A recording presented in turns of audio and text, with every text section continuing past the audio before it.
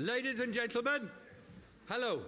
It is so good to see such a wonderful selection of people here at the beginning of this year's Sun Movement Global Gathering. My name is David Nabarro. I work as coordinator of the movement, and it's a true honor to welcome you here today. We will be having interpretation, and si vous voulez entendre mes mots en français ou en espagnol, on a les machines ici.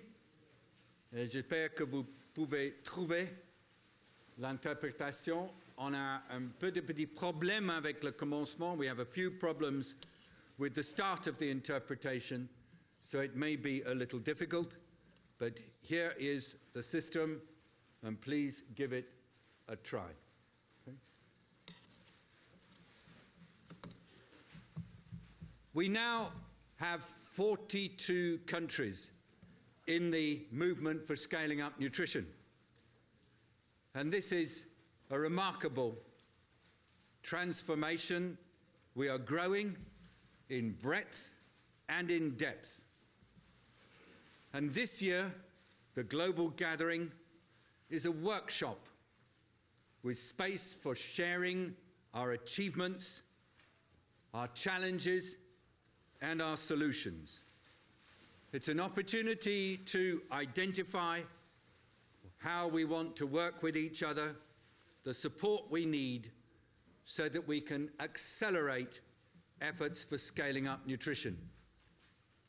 I hope that this will be an enjoyable 2 days. It will be busy, sometimes it will be confusing, but it will, I believe, give us all pleasure. During these 2 days, we will have a meeting of our Sun Lead Group. Members of the Lead Group are arriving now, and they're going to the 8th floor of this building. We have at least one president and a number of other VIPs. And they will be focusing on the movement, and many of them will come here at 11:45 to give us the official opening of the movement, of the Global Gathering. And they will encourage us not only to look at our achievements over the last year, but also to look forward at our collective intentions and desired goals for the rest of this year and next year. So let me give you some of my perceptions on what has happened in the last year. Well, really, the most important is that nutrition is now being given much greater importance in government priorities. We are seeing nutrition rise up the agenda, and governments, development agencies, foundations, civil society groups, businesses, and the research community are prioritizing nutrition much, much more as a health, education, development, and economic issue. Governments want to invest in eliminating malnutrition and also helping people take control of overweight and obesity. And the Sun Movement offers a platform which enables governments and other stakeholders to work together, identify any disagreements, and find true multi-sectoral ways of working. So I'm going to share with you now my analysis of what is happening.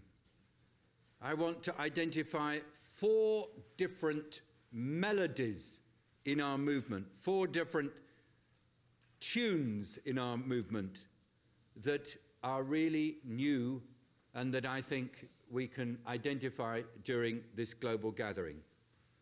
First of all, the new story about nutrition. Secondly, transformations in our ways of working. Thirdly, a focus on outcomes. And fourth, always looking at the future. So let me start by sharing with you how I think the nutrition story is changing.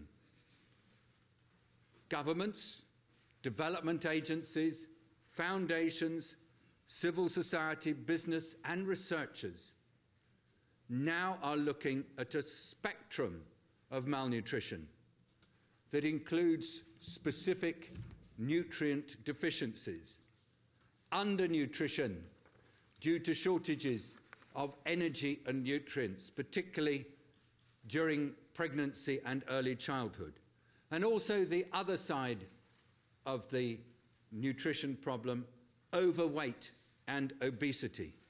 That's the spectrum of malnutrition.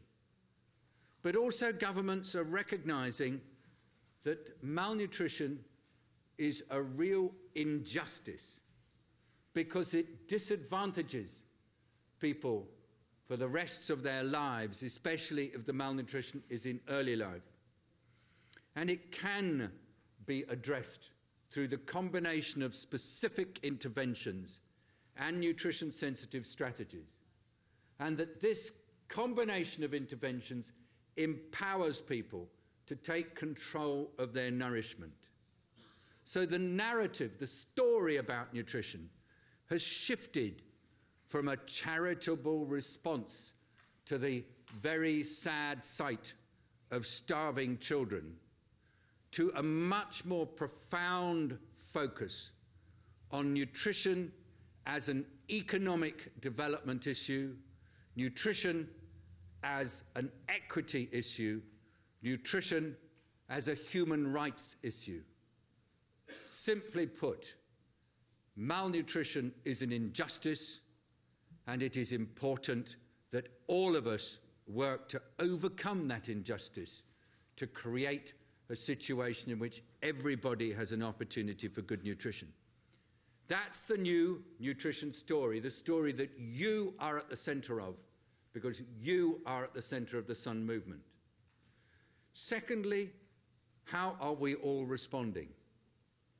Well, we're responding by transforming the way in which governments and others are working. We are all pursuing multi-sectoral responses. We're bringing different stakeholders together around national nutrition plans.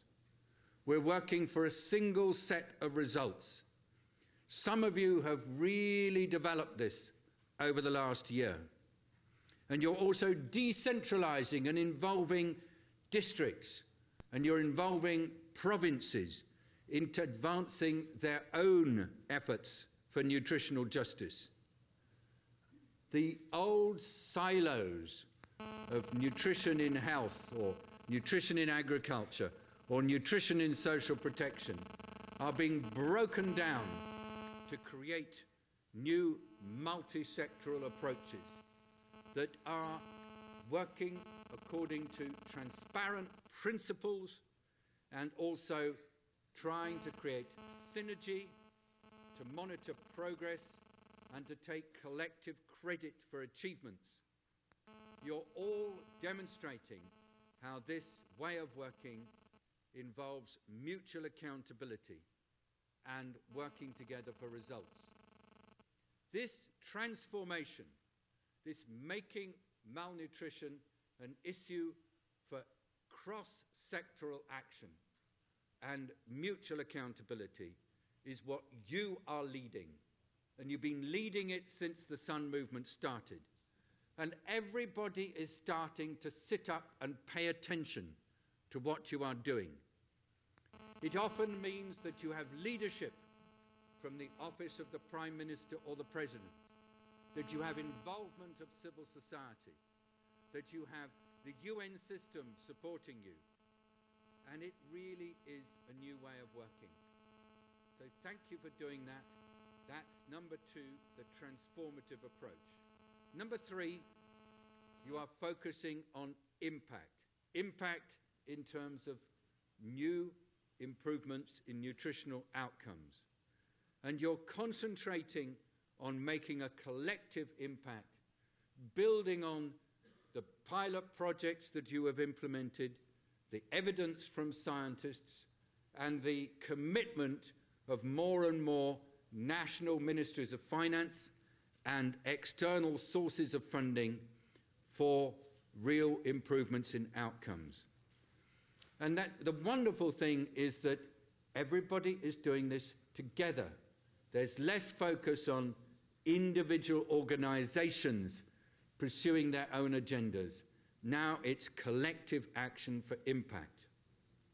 And lastly, of my 4 observations at the moment is that all of us, all of you, are not just looking at what's happening today or tomorrow, but you're looking at the future, 5 years ahead, 10 years ahead, to the point when malnutrition really is not only addressed properly, but becomes an issue that is the past, and that now we are going to see countries and communities where malnutrition, instead of being affecting 1/3 of all people, becomes a story of the past. Is it possible, you ask? The answer is yes. Inside many of the countries you represent, we have seen enormous transformations. Now what we need to do is to ensure that everybody follows the examples of those who are in the leading. And why am I optimistic? Well, this year, we've had so many signs of real strong commitments to do more, particularly in the Nutrition for Growth event on June the 8th in London, hosted by Britain, Brazil, and the Children's Investment Fund Foundation, with its focus on a compact to which we all commit and really substantial new commitments of finance. So as I reach now the end of my opening remarks, let me just reflect on you and what you are achieving. It's thanks to your efforts that the Scale Up Nutrition movement is now respected and credible. It's mentioned in regional and global declarations. It's mentioned by our Secretary General Ban Ki-moon. It's mentioned by many presidents and prime ministers as an example of a new way of working together. And you are at the heart of this. And your achievements are set out in detail in the progress report that was in the bags that you have been given this morning. That progress report is in draft form, and it's awaiting your comments and agreement during the next 2 days. Some countries want the movement to help develop their capacity to scale up. And you have shown how to make multi-stakeholder platforms that work, how to better plan across the sectors, and how to demonstrate results. During this global gathering, share with each other what you have done. Identify where you need to do more. Show us where you need extra capacity. Push us to make sure that the movement supports you as you do this. Help us to enable you to subject your national nutrition plans for reviews by investors so that we can ensure that the confidence of the investors is built, and we can also identify with you improvements in your plans. So welcome to all of you, 42 Sun countries, plus the state of Maharashtra in India. Have an extraordinary 2 days with rich discussions. Nurture the ideas. Identify the challenges. Think about ways to overcome them. Tell us how we can all ensure the movement strengthens capacity, and make certain that when you go home after these 2 days, you are inspired with a new sense of determination to achieve results. Standing here on my left is my colleague Florence Lasben. She is our Chief of Staff in the Secretariat. She's going to be working with you during the next 2 hours as we do the preliminaries. I have to go upstairs with Anthony Lake, our chair, to welcome the members of the lead group. I will bring the lead group members down here at 11:45. But as usual, I have to go quickly because I'm not very good at time. So thank you very much indeed. Have a great, great, great global gathering. Bye-bye. See you later.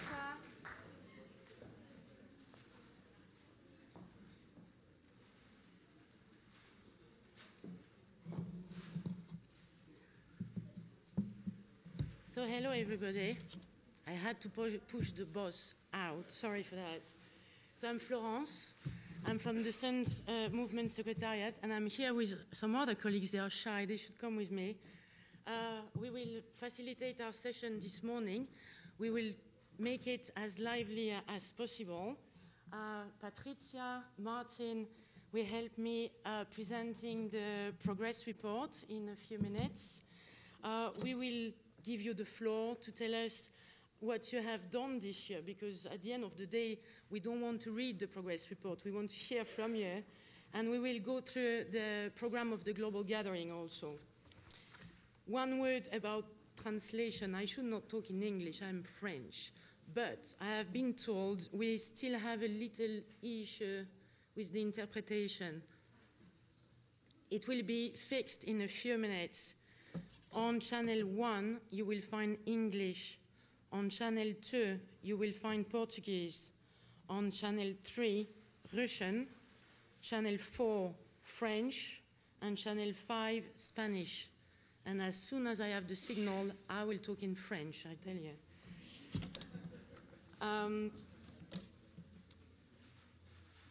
Another point before we enter into the progress report. We have a challenge. David said he cannot keep the time, but he wants his team to keep the time. And we have a very ambitious program for those 2 days because we want to share and discuss a lot of different issues. So we have, where is it? Here, a Boing challenge. You already heard David using it. How is it?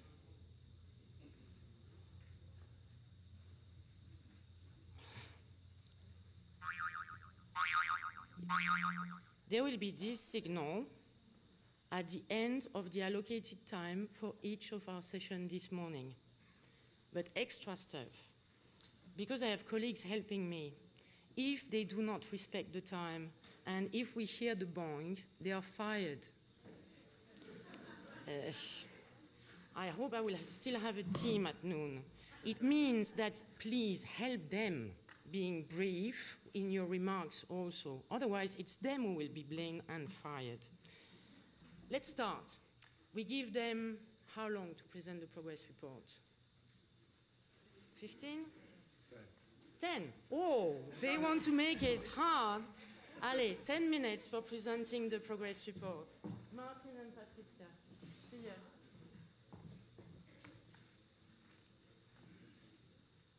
So good morning, everybody. I hope I noticed that everybody was here on time this morning. I was wondering, why did everybody turn up on time for our meeting? It's obviously because scaling up nutrition is brilliant, but then I realized it's because you all probably had jet lag and were awake at 6 a.m. and just like raring to go. So whatever the reason, it's great that you're all here, and myself and Patricia are going to give you a brief overview of the State of the Sun Movement Progress Report 2013. So what we're going to do is we're going to present the report. We're going to give you some background on how the report was prepared, and then we'll give you a run through the structure of the report. And finally, we'll be asking for your feedback. And David mentioned this in his remarks, but essentially we're issuing this report as a draft report. So we want you to come back and tell us what you think about it. So send it back to us covered in little scribbles and little notes so we can fix it and make it perfect, because it's your report and your movement. So first of all, the as most of you or many of you will know, in 2012 we developed a monitoring and evaluation framework for the Sun movement. And the M&E framework is built around 3 sections.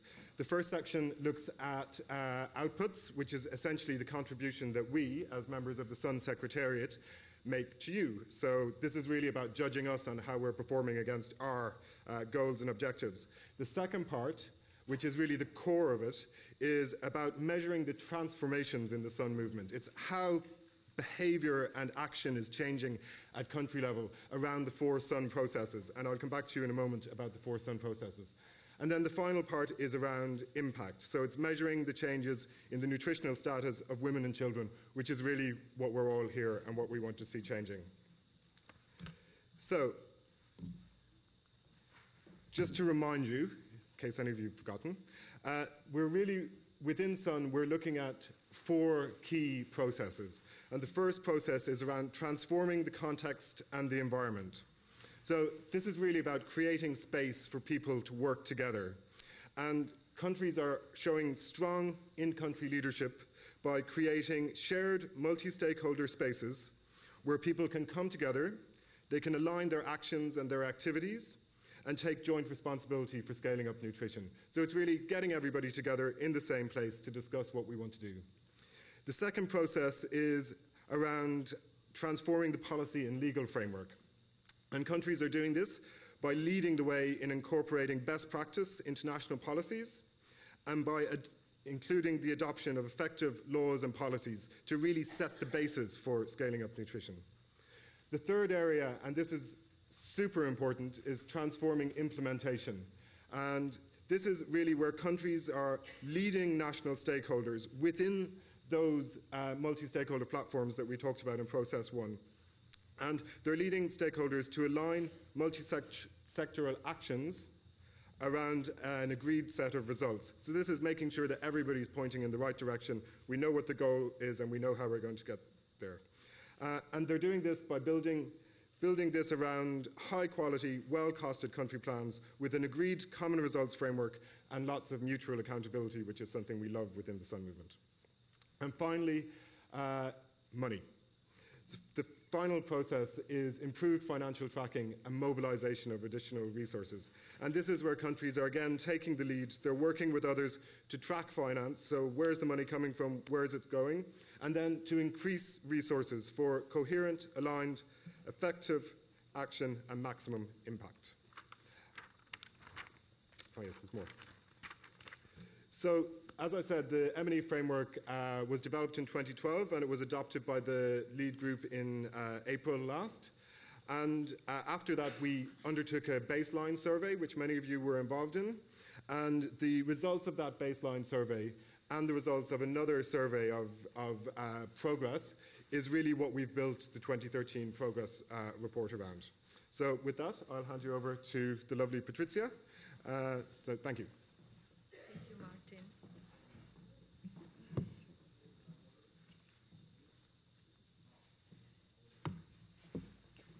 Chapter 1 in the Sun Progress Report summarizes the causes and consequences of malnutrition and presents options for sustainable improvement in people's nutritional status.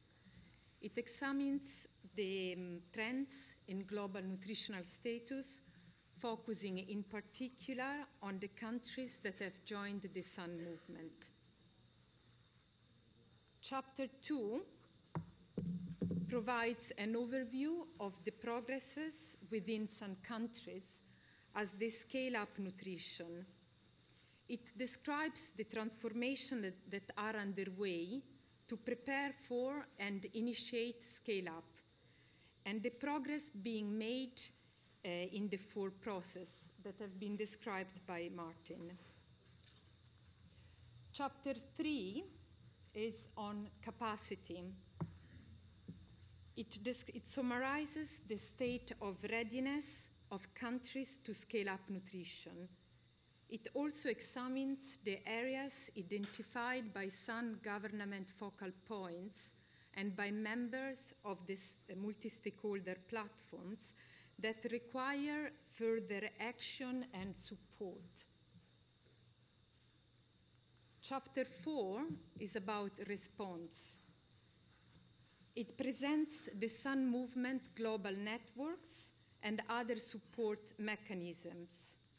It looks at ways in which global actors, including global networks, the Sun Movement Secretariat, and the lead group, are supporting country actions and are being responsive to their needs.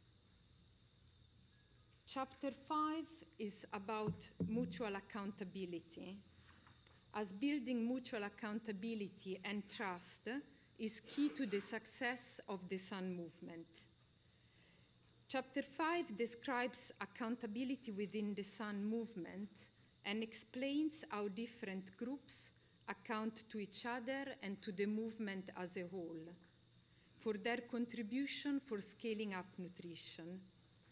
Systems of accountability need to be continually strengthened, given the increasing levels of domestic and external investments and the requirement that the results of these investments are presented in a transparent and consistent way. Chapter 6 looks at the priorities for the movement over the next year and beyond. As David said in his introduction, across the movement, we are increasingly looking on the future and not just the present. So we will touch on some of these important issues over the coming 2 days. The final part the final section contains annexes and a detailed compendium.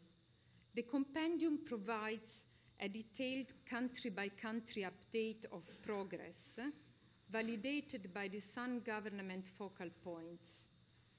This is the core of the data on which the report has been developed. Finally, this is the overview of the whole structure of the progress report. Finally, this is your report, this is your movement. We are looking very much to get your feedback and suggestions on how to improve this report.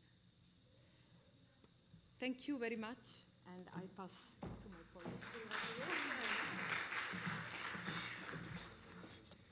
They made it in less than 10 minutes. Congratulations, I hope it was clear.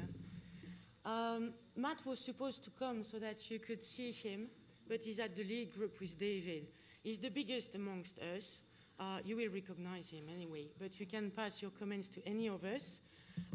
We want to finalize the report in October, shortly after our meeting, so give us your comments as soon as possible. We will not read the report now. We want to hear from you. Before going into that, I want to check, where are we on translation? Est-ce que vous avez de la traduction en français, messieurs? So it still doesn't work in French. Ouf. Si je parle en français, est-ce que vous avez la traduction en anglais? Yes? Alors je vais parler en français. Voilà, c'est facile.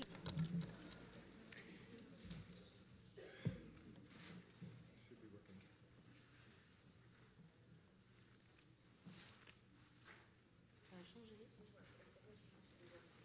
Oui, alors on va essayer, juste histoire qu'on soit à l'aise. Sur le channel 1, vous entendez en anglais. Est-ce que ça marche? Parfait. Channel 2, vous entendez en portugais. Où sont les portugophones? Lusophones. Channel 3, vous entendez en français. Can you hear in French on channel 3? Non, toujours pas. Channel 4 in Russian. Yes, good. Channel 5 in Spanish.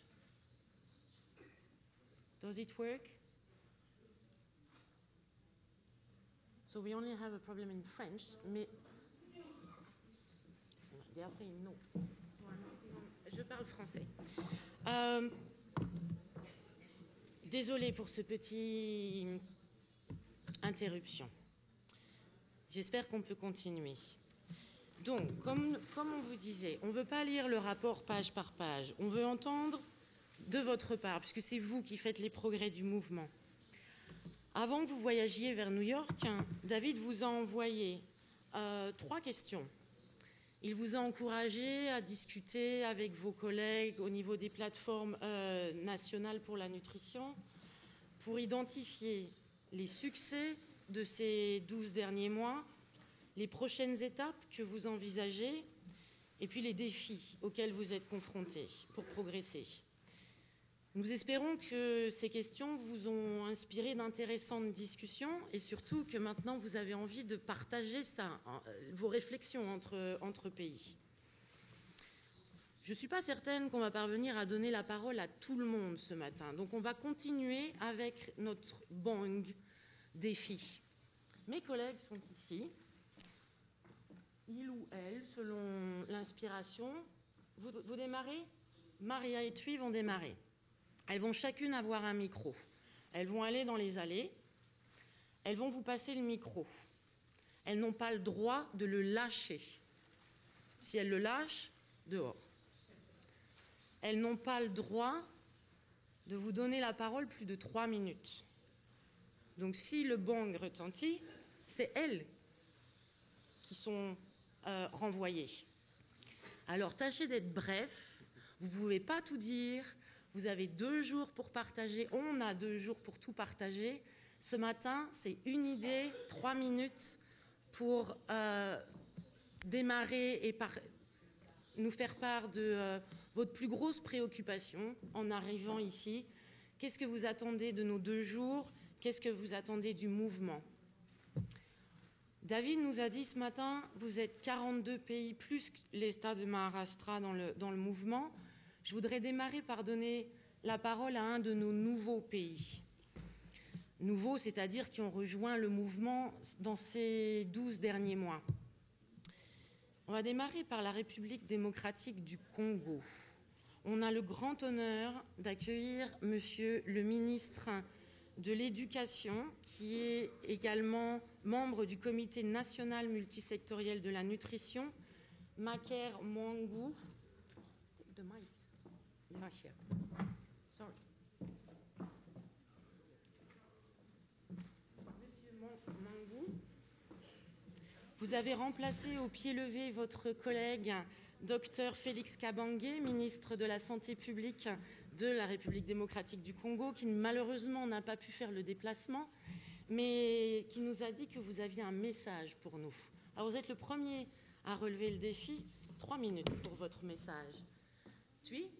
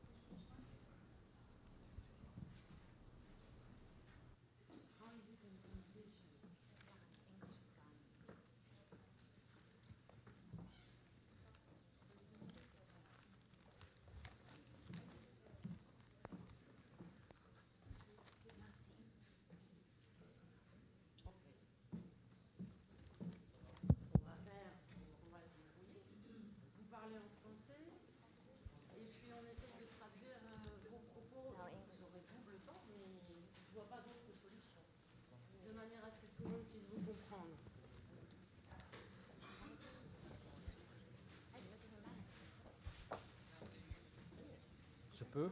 Je vous en prie. Merci beaucoup, madame.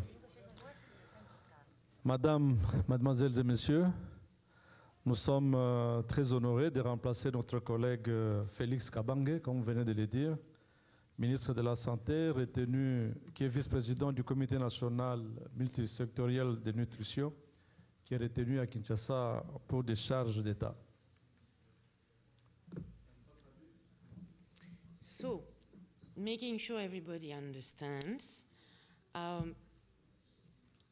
Mr. Maker Mwangu just acknowledged that his colleague, Dr. Félix Kabange, Minister of Health, had to remain in Kinshasa rather than traveling to New York. La République démocratique du Congo est très satisfaite de rejoindre le mouvement SAN. Et c'est là depuis mai 2013. The Democratic Republic of Congo has joined the movement, the Sun movement, in May 2013, and is really pleased to be part of the movement. Elle remercie le mouvement SAN pour avoir accepté sa candidature, ainsi que tous les pays qui l'ont aidé à soutenir sa candidature. Et nous voulons bénéficier donc de l'engagement, de l'expérience des pays déterminés à éradiquer la malnutrition. So DRC is thanking the movement for welcoming the country with the others, and DRC is keen to share and learn from the other countries who are part of the movement. Avec ces 2 millions d'enfants affectés par la malnutrition aiguë, 6 millions d'enfants souffrant de retard de croissance et 52,9% des femmes en âge de procréer souffrant d'anémie. C'est là à cause de la pauvreté, du faible accès aux services de santé, à l'ignorance et aux conflits armés, surtout dans sa partie orientale. La partie orientale qui est le grand grenier de la République démocratique du Congo. Le chef de l'État, donc Joseph Kabila, a décidé de voir le problème de malnutrition sous la forme holistique, globale, incluant non seulement les secteurs de la santé, mais aussi celui de l'agriculture, les finances, les budgets, les plans et l'éducation, et j'en passe. Je vais peut-être louper des détails. 2 million children suffering from acute malnutrition. 6 million stunted children. 52.9% of women being anemic. Sorry. So women who are...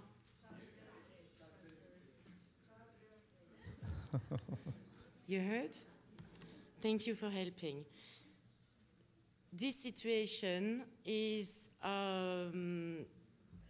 leading to poverty and conflict also. Yes. Your president, Joseph Kabila, Yes. has decided to take malnutrition as a central issue and to have the more comprehensive approach to tackle it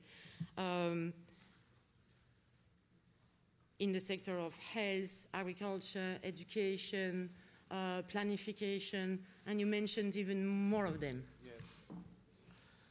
Le gouvernement a mis en place donc une politique nationale multisectorielle de nutrition et un cadre de concertation présidé personnellement par son Excellence le Premier ministre et son conseiller principal ici présent dans la salle en assume la coordination. So the country has a national policy for nutrition, an intersectoral national committee for nutrition that is chaired by the Prime Minister, and we are honored to welcome the Chancellor of the Prime Minister, Yes. who is supporting this committee. Un plan stratégique de mise en œuvre avec un budget cohérent est en élaboration.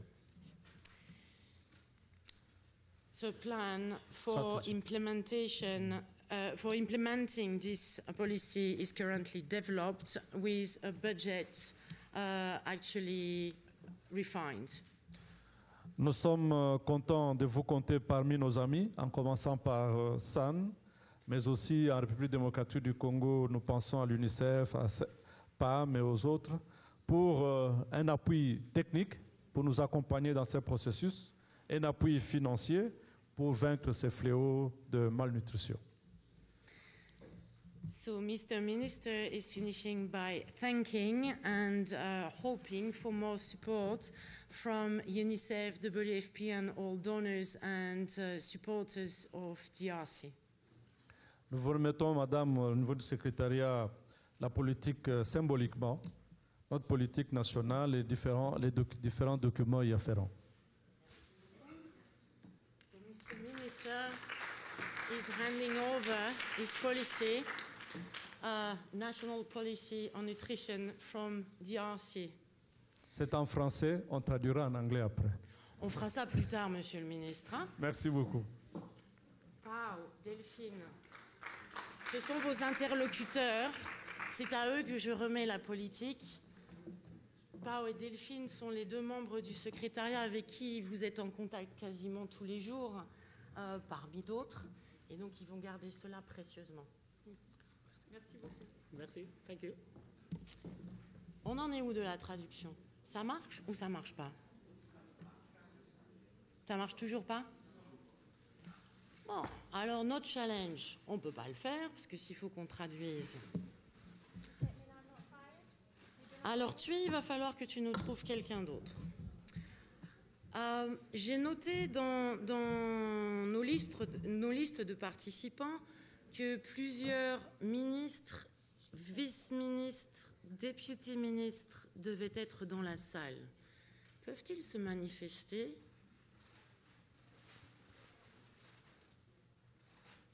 Monsieur le ministre, vous avez l'air d'être le seul ministre dans cette salle.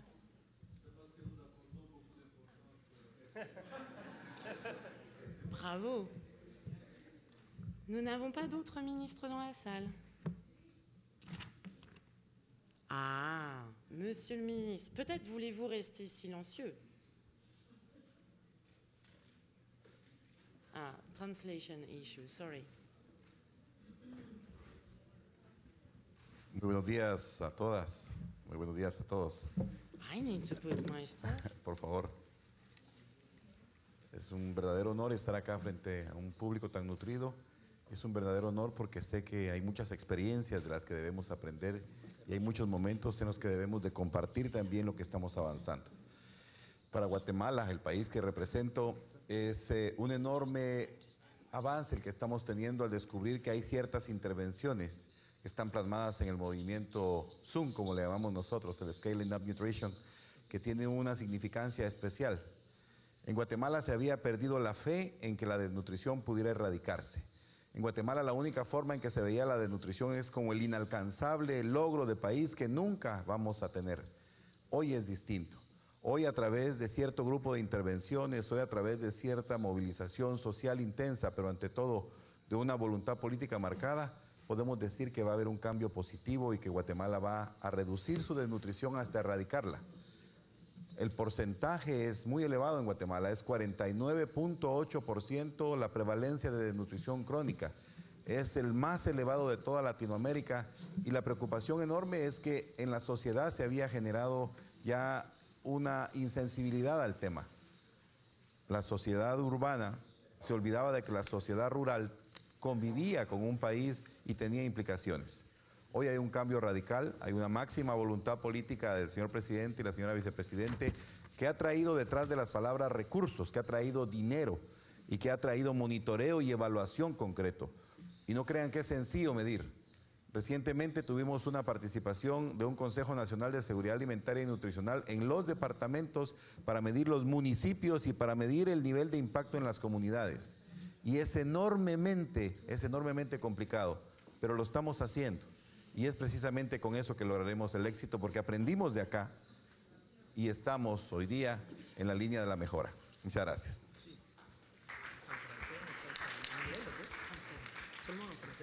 Oui. Ça marche pas en français. Tu peux nous traduire un peu? Oui, je vais essayer de traduire en français les paroles les mots que le secrétaire de nutrition et sécurité alimentaire de Guatemala a dit maintenant. Il parle de que le Guatemala, c'est le pays de l'Amérique latine qui a le plus haute taxe de malnutrition chronique. C'est 49,8% d'enfants avec des malnutrition chronique. Et avant, les gens ne considéraient pas que ce problème pouvait se régler, mais dans les dernières années, le gouvernement a appuyé une campagne très forte avec la création d'un pacte national pour la femme zéro pour réduire la malnutrition avec une augmentation des ressources nationales et amélioration des systèmes de suivi et évaluation. Alors maintenant, ils travaillent avec différentes initiatives comme l'initiative SAN et ils pensent qu'ils vont avancer toujours pour atteindre cet objectif de réduire la malnutrition. Merci beaucoup. Désolée, on fait artisanal, mais j'espère que ça aide tout le monde à suivre ce que nos collègues des pays partagent avec nous. Pour continuer, est-ce qu'on a d'autres nouveaux pays qui veulent partager avec nous, en quelques mots, qu'est-ce qu'ils attendent du mouvement en général et qu'est-ce qu'ils attendent de nos 2 jours en particulier? On a entendu la République démocratique du Congo, mais on a eu plus de 12 pays qui nous ont rejoints cette année, donc peut-être d'autres. Monsieur. Bien, merci beaucoup madame. Je suis Aoutou Kofi, directeur de cabinet adjoint du Premier ministre. Je voudrais dire à la suite de mes collègues de Côte d'Ivoire, voilà. Pardon, oui. Je voudrais dire à la suite de nos collègues qui m'ont devancé de ma délégation, au cordon de la délégation, nous sommes très heureux de participer à cette initiative. C'est au mois de juin 2013, en marge de la réunion du G8 sur la nutrition, que notre pays, la Côte d'Ivoire, a adhéré à ce mouvement. Le pays était représenté par le Premier ministre qui, en rentrant de Londres, a mis en place donc, le processus de création de la plateforme multisectorielle multi-acteurs qu'il a décidé lui-même de coordonner. Je crois que notre adhésion à l'initiative SON, pour nous, est un point important d'impulsion dans la dynamique qui a été engagée, qui a conduit en 2010 à l'élaboration et à l'adoption d'un plan national pour la nutrition. Ce plan qui a été intégré dans le plan national de développement 2012-2015, qui traduit la vision d'une émergente de la Côte d'Ivoire en 2020. Et la mise à niveau de la nutrition, déjà à ce niveau, vise à faire en sorte que cette problématique importante soit intégrée au rang des priorités. Donc des progrès ont été réalisés sous l'initiative purement nationale. Et avec l'adhésion, nous espérons pouvoir faire un pas en termes de progrès. Et le progrès que nous attendons, c'est de faire en sorte que l'approche SAN, qui est une approche intégrée, qui est une approche qui implique l'ensemble des acteurs, que ce soit du privé, de la société civile et le milieu des chercheurs, puisse contribuer utilement à prendre en compte toutes les composantes.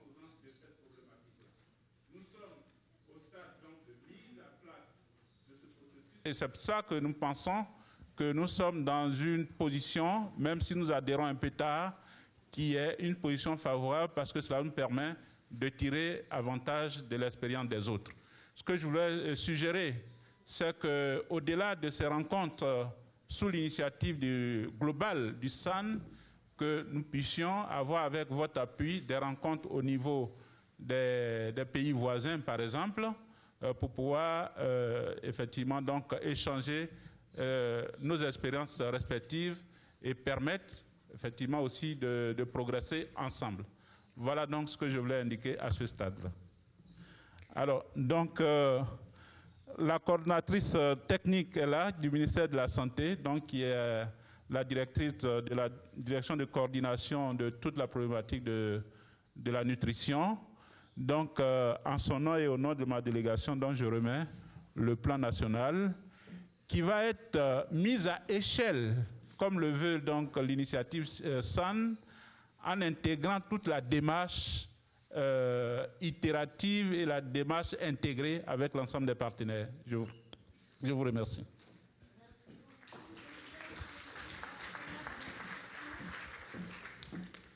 Nos nouveaux pays arrivent chacun avec une politique nationale. Impressionnant, Delphine. Pour ta collection.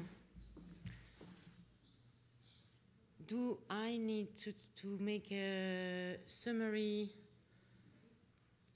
It's working? Ça marche? Great. Donc on a... Parfait. Donc la Côte d'Ivoire, après la République démocratique du Congo, nous remet sa politique, nous explique à quel point faire partie du mouvement, c'est donner une impulsion supplémentaire, c'est aider à aller faire plus de progrès. Et monsieur commence déjà à nous donner des idées pour qu'est-ce qu'on doit faire après nos 2 jours et pourquoi pas des rencontres régionales. On a encore d'autres nouveaux pays. Est-ce que d'autres nouveaux pays veulent prendre la parole? J'ai monsieur à gauche. Guinée. Pardon, j'ai le soleil dans les yeux. La Guinée-Conakry. Et ensuite... Yes. Ici, puis ici. Et puisqu'on a la traduction, on reprend notre challenge. Hein. C'est 3 minutes, et normalement, Delphine ne devait pas lâcher le micro. Allez, ça va. Mais 3 minutes, monsieur. Merci. Comme la Côte d'Ivoire, la Guinée aussi vient d'adhérer au mouvement Sun. C'est au mois de mai que notre pays a adhéré à ce mouvement. Et par rapport à ça, le ministre des Affaires sociales a participé à l'atelier de Paris. Le ministre de la Santé a participé aussi à l'atelier de Londres. Et il faut savoir qu'avec ce mouvement, nous avons fait un bon lobbying au niveau non seulement de la primature, mais aussi chez Monsieur le Président de la République pour qu'une ligne budgétaire pour la nutrition soit créée au niveau de la Guinée. Et nous sommes actuellement en train de faire la révision de notre politique nationale d'alimentation et de nutrition et aussi avec l'élaboration du plan multisectoriel. Il faut savoir qu'à la dernière téléconférence que nous avons eue avec le mouvement SUN, nous avons transmis l'invitation de Monsieur le Président de la République de la Guinée à Monsieur David Navarro pour qu'il se rende à Conakry pour essayer de motiver non seulement les autorités pour qu'on puisse avoir réellement une ligne budgétaire pour la nutrition. Il faut savoir qu'au niveau de la Guinée, on a un groupe multisectoriel qui est un panel que nous nous réunissons chaque mois pour essayer de voir comment la nutrition marche. Donc c'est ce qu'on a à dire par rapport à la Guinée et je crois que dans 2 ou 3 mois, nous pouvons vous transmettre non seulement notre politique, mais aussi notre plan d'action multisectoriel. Je vous remercie. Excellent. Et le tout en moins de 3 minutes. Madame, si vous vous retournez, il y a un micro juste derrière vous. Muy buenos días. Para El Salvador es un honor poder estar compartiendo nuestra experiencia con este auditorium. En los últimos 12 años hemos nosotros avanzado en el fortalecimiento institucional para hacer un abordaje integral de la nutrición. Creo que uno de los mayores logros ha sido tener una institución fortalecida, una plataforma para poder tener un abordaje integral y multisectorial y sobre todo haber sensibilizado a los distintos actores sobre la importancia de abordarlo en esta forma y de poder trabajar de forma coordinada. Hemos también avanzado en la coordinación interinstitucional e intersectorial que no se había tenido en los últimos años porque cada sector abordaba la problemática desde sus propios objetivos. Nuestro desafío, lo que esperamos para los próximos años es seguir fortaleciendo esta coordinación, organizar a los distintos actores para que esto pueda hacerse de forma coordinada a nivel departamental y municipal hasta llegar a los territorios. Ya lo hemos logrado en este momento en el nivel nacional, pero necesitamos fortalecerlo. Esperamos en los próximos 12 meses contar con un sistema de monitoreo y evaluación para poder darle seguimiento a la situación de alimentación y nutrición de nuestro país a través de indicadores nutricionales, pero también a través de los indicadores de las determinantes del problema. Y esperamos también ampliar y fortalecer un programa preventivo para la atención integral de los niños menores de 12 años a través de distintas intervenciones, con lo cual estaríamos protegiendo a estos niños y disminuyendo el indicador de desnutrición crónica. Nuestro mayor desafío para el próximo año es poder trascender un cambio de gobierno que se nos aproxima a mediados del próximo año y nuestro desafío sería sensibilizarlos a ellos también de tal manera que podamos tener la sostenibilidad de todas las acciones y de todo el proceso que hemos iniciado en el año anterior. Esperamos en la próxima reunión poder decirles que hemos logrado ese mayor desafío, ya que nuestro objetivo es poder tener este sistema o este programa integral de nutrición para los niños menores de 2 años en el 100% de los municipios del país. Estamos muy contentos de estar acá y esperamos aprender mucho de las experiencias de los otros países. Muchísimas gracias. Wow. Juste. Tu as récupéré le micro à temps, tu fais. Merci beaucoup, madame. On a encore un problème de traduction, pardon. En français? Oui. Ah, oui, je vais résumer les paroles de Daisy de Marquez, qui est représentante du secrétariat de sécurité alimentaire et nutritionnelle de El Salvador en Amérique latine. Elle parle que dans les derniers 12 ans, le pays a travaillé fort sur le renforcement institutionnel pour essayer de prendre une approche multisectorielle pour la nutrition et pour essayer de sensibiliser les différents acteurs dans le pays pour la coordination intersectorielle. Alors, l'objectif principal, c'est de continuer à renforcer cette collaboration entre les différents secteurs et acteurs du pays et particulièrement renforcer les capacités des différents acteurs politiques et institutionnels au niveau, surtout au niveau décentralisé. Ils sont en train de travailler fortement pour le développement d'un système de suivi et évaluation avec des indicateurs nutritionnels et de développer un programme de prévention pour réduire la malnutrition des enfants. Je pense que ça sont les points principaux. Merci. Parfait, merci, parrain. La République. Oui, oui, oui. Tout de suite, Delphine vous donne la parole.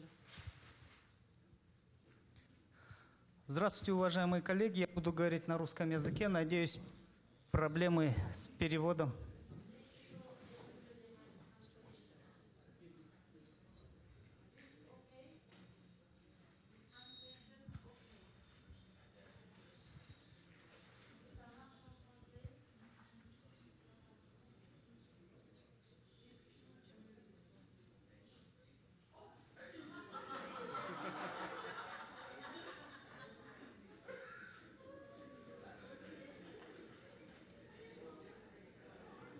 Можно?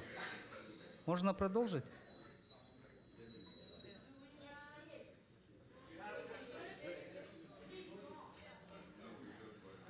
Уважаемые коллеги, сегодня много языков мы слышим.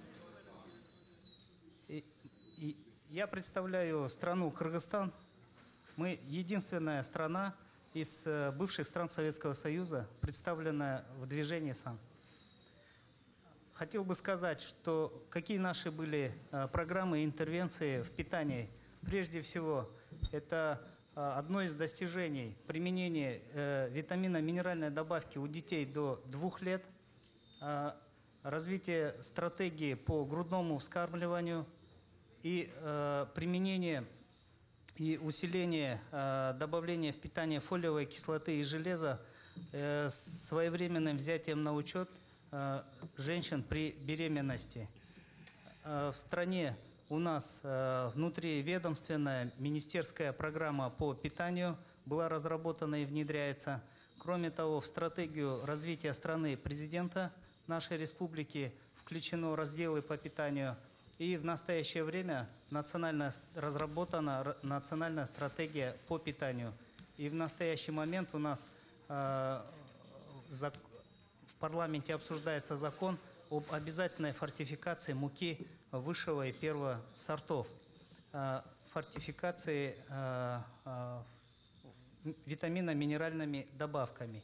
Кроме того, одно из больших достижений нашей страны это применение спринглса витаминно-минеральной добавки. Вот мы представим отчет, который исследование проводило CDC и показало значительное снижение анемии и аномалий развития у детей при применении этих минеральных витаминных добавок. Движение в САН нам позволило начать внедрение новых проектов. Один из таких новых проектов – это проект Всемирного банка, это ирригация земель. Один из таких ключевых интервенций, которые также закуп премиксов для обогащения муки. И в настоящее время впервые за все эти годы мы активно работаем с Министерством сельского хозяйства и с нашим правительством. И следующие шаги уже это развитие школьного питания, расширение школьного питания, а также развитие и применение, использование питьевой воды в школах. Спасибо.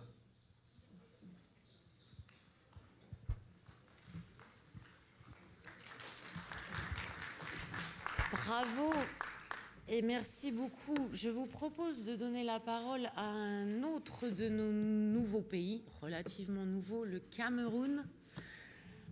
Et je vous propose ensuite de synthétiser un petit peu, avec l'aide de Emorn, les points principaux de cette... Ça fait déjà plus d'une demi-heure qu'on entend nos nouveaux pays exprimer ce qu'ils font, ce qu'ils attendent du mouvement. Et je vais demander à Emorn, juste après l'intervention du Cameroun, de nous résumer les 3-4 points principaux qu'elle a retenus. Et on retournera à vous donner la parole ensuite. Monsieur Cameroun.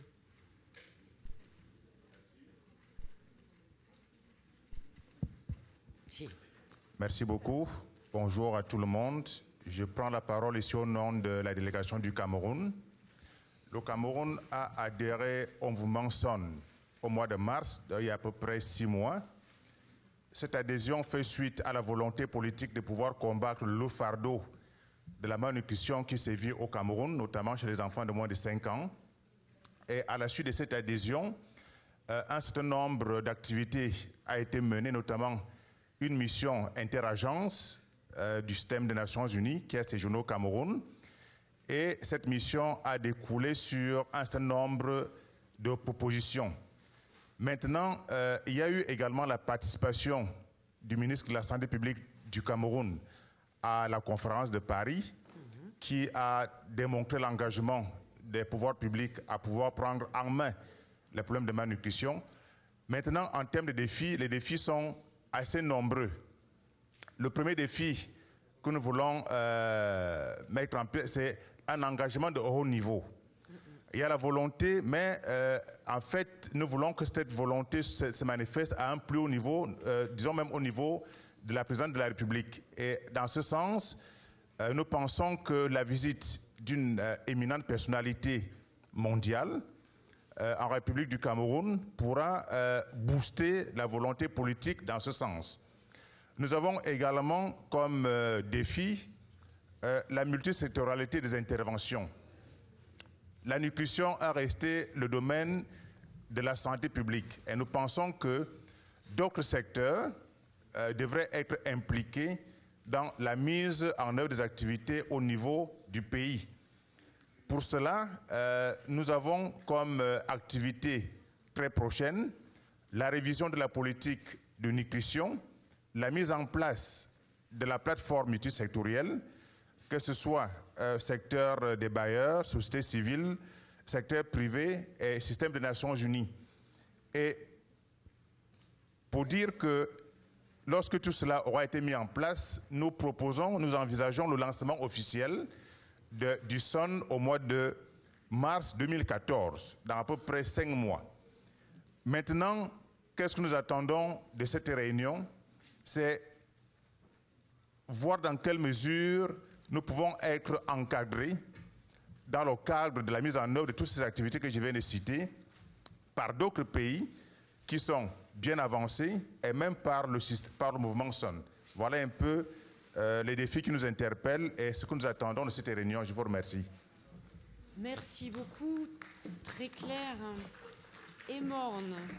Veux-tu venir avec moi, avec Patricia Martin?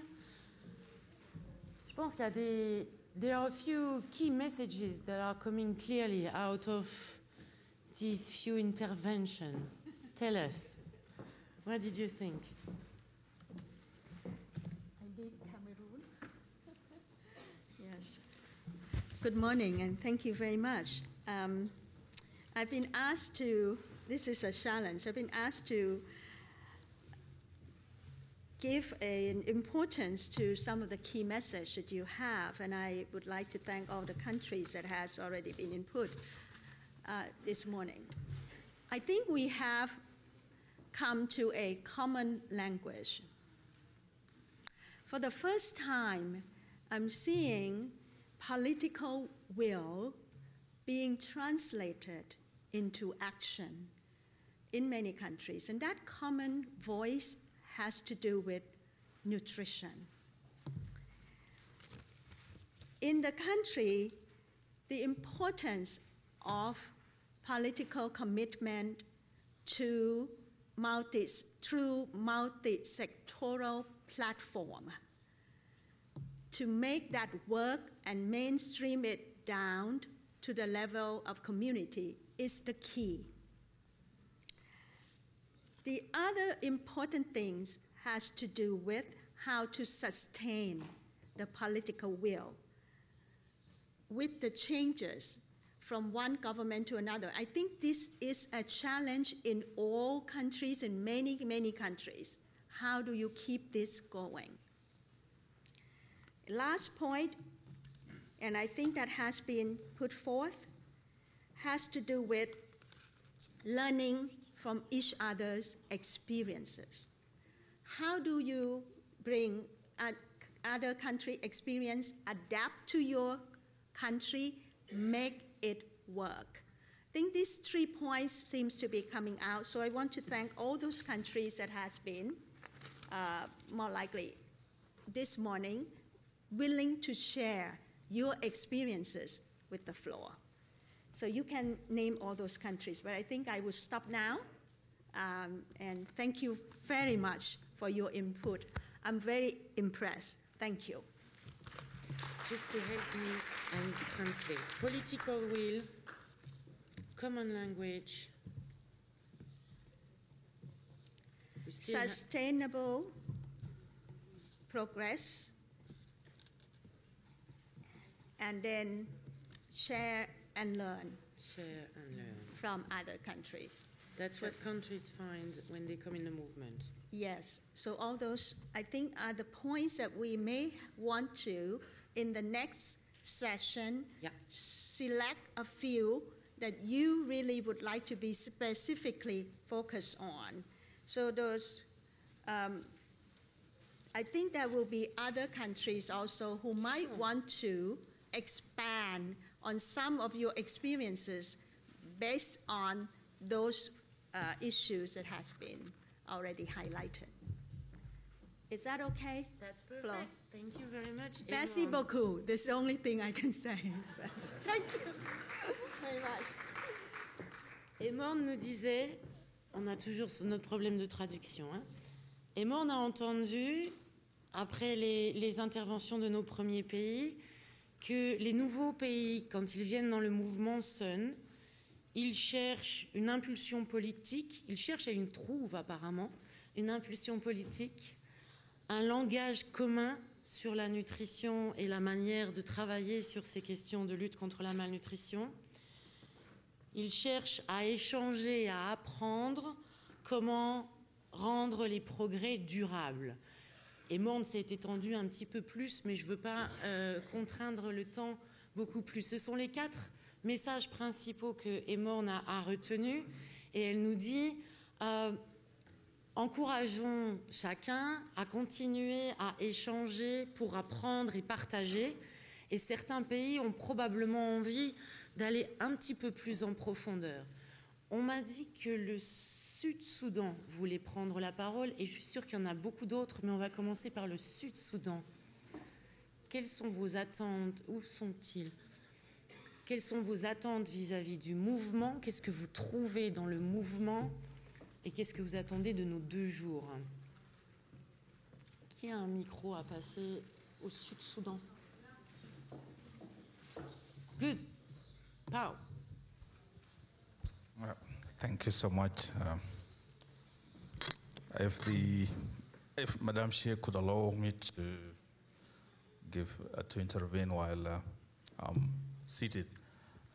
South Sudan, as many of you know, is the newest country in the world, and so is the case also with the Sun Movement. We are the newest member of the Sun Movement. We joined in June 2013, and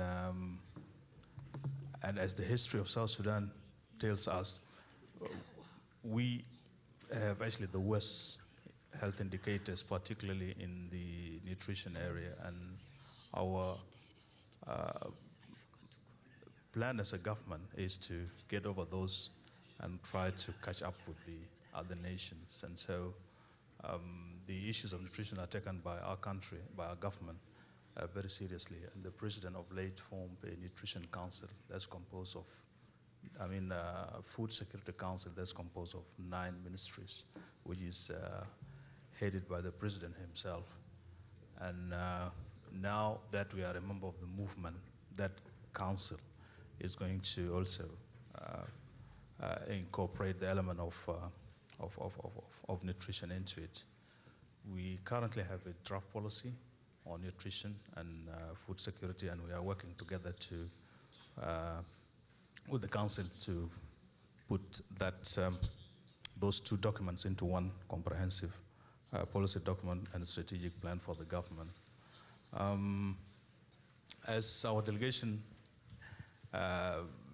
formation tells here, with me here I have my colleagues who are from the Ministry of Finance and Ministry of Agriculture, and this clearly tells us how seriously we take this and that we want to learn from our participation in this first global gathering on nutrition. For us, of course, it's the first one, to be able to develop and improve nutrition in our country. We already have a forum that coordinates the nutrition activities in the country at the level of the partners, NGOs, and also at different levels of governance, right from the central government up to the county level. And we want also to see into it that the government in the near future is putting resources into this, as at the moment the nutrition activities are undertaken through donor support. And our participation in this forum will give us opportunity to network with other countries and get experiences of other countries and other and other donor agencies. I thank the Secretariat for inviting us into this forum, and I hope this will give us a great opportunity to develop further in improving nutrition in my country. Thank you. Merci beaucoup. Pao, on a toujours un problème de traduction. Tu nous fais un petit résumé? Oui. Oui, alors Dr Karoum vient de Soudan du Sud, que c'est le pays le plus neuf du monde, et aussi un des derniers pays qui ont ingressé dans le mouvement 100. Il a expliqué que maintenant il veut travailler pas seulement avec la sécurité alimentaire, qui sont déjà un conseil national, mais incorporer aussi dans ce conseil la nutrition. Ils sont déjà des documents, des plans et politiques pour la sécurité alimentaire et pour la nutrition. Il veut intégrer ces deux documents dans un même document qui sera un plan stratégique pour la sécurité alimentaire et nutritionnelle. Ils sont très intéressés à participer dans ce rassemblement parce qu'ils pensent qu'ils auront l'opportunité d'apprendre des expériences des autres pays et d'établir des partenariats enrichissants. Merci beaucoup. Excellent.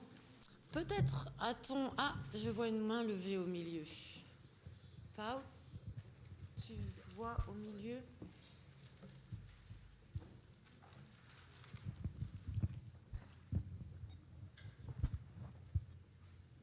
Merci beaucoup. Au nom de la délégation venue du Tchad, je remercie les efforts du mouvement Scaling Up Nutrition. Donc, après la de Paris, le ministre de la Santé publique du Tchad a vu l'importance de la nutrition et dès qu'il est rentré au pays, il a restructuré le Centre national de nutrition et de technologie alimentaire et il y a moins de 2 mois, on a un point focal nutrition. Et avec l'appui de l'initiative RICH, nous avons déjà mis en place notre plateforme. Et en ce moment, nous avons engagé un consultant international pour nous appuyer à rédiger la politique nationale de nutrition et de l'alimentation. Donc le Tchad, comme vous le savez, c'est un des pays sahéliens où le taux de la malnutrition aiguë globale est le plus élevé, surtout dans sa partie sahélienne. Le taux dépasse le seuil de 15% de l'OMS et la malnutrition chronique également dans certaines régions dépasse le seuil de 40%. Et le challenge, c'est aussi de rehausser le taux de l'allaitement maternel exclusif. Dans le rapport que vous avez présenté, nous représentons le taux le plus faible, inférieur à 5%. Donc, avec l'appui du mouvement SAN, nous allons non seulement mettre en échelle les interventions nutritionnelles, mais aussi aller au niveau communautaire pour voir comment rehausser ce taux faible de l'allaitement maternel exclusif. Donc, je vous remercie. Merci beaucoup. Très intéressant d'entendre ce que nos nouveaux collègues attendent du mouvement. Mais certains sont dans le mouvement depuis plus longtemps. Comment vous réagissez à ce que vous entendez? Qu'est-ce que vous avez trouvé depuis quelques années maintenant que vous participez dans le mouvement? On m'a dit que la Sierra Leone était particulièrement intéressée à partager son expérience ce matin. La Mauritanie également. Sierra Leone d'abord, Mauritanie ensuite. Thank you very much. I am Mohamed Fou from Sierra Leone. On behalf of our colleague, Mary Stoker, from the Focus 1000 Civil Society Platform, and Aminata Shamit Kuruma, the Director of the Food and Nutrition Directorate. Sierra Leone became a member of the SUN movement in 2012. The same year, Sierra Leone launched the SUN movement, and it became a baby in the hands of the government. On that note, His Excellency the President made it a flagship program and identified the Vice President to be the national focal point. On that note, today, as we are speaking, the office of the Vice President hosts the SON Secretariat, and I am the national coordinator. In Sierra Leone, what has succeeded? There is an operationalization of the SON Secretariat and to improve, strengthen, coordinate, and bring synergy among SON stakeholders. Function as SON focal points in the line ministries. Malnutrition is not a unit-caused problem. It's multifaceted. Sierra Leone went back to the drawing board and said, since it's multifaceted, everybody should come on board. So all line ministries now have focal points. Mainstreaming of food and nutrition into government policies. It's not just nutrition, but food and nutrition policies. Establishment of the SON networks. As we're speaking, the Irish Aid is now, and voluntarily, the donor convener in Sierra Leone. All networks are on board, and we are trying to work and strengthen the business network. What has succeeded continues. Scaling up nutrition is a priority in the agenda for prosperity. You know, in Sierra Leone, there had been first generation, second generation, and this is the third generation of attitudinal change that is now transforming to agenda for prosperity. And Sierra Leone believes a healthy, well-nourished population is a prosperous country. Systematic scale-up of key nutrition interventions and personnel capacity. Personnel capacity is important, and it's on board. But the question is, why is this? High political ownership, awareness, global support translated into national motivation, national, regional, and district sensitization. District sensitization, nutrition and food issues. Partners buy-in and also scaling up nutrition. Continued advocacy at all levels. What will be achieved in the next 12 months? Now we are focusing on regional launching. Regional launching. In every region, there are districts. So the districts will come together and will launch this. And our challenge here is finance, limited government donor funding and timely release of these funds. Also, accountability of partners, engaging the business partners, which we're working on, quality of service delivery, human resource capacity, monitoring and evaluation. Thank you. Merci beaucoup. Ça marche toujours pas la traduction en français? Pas, on cède, c'était dense.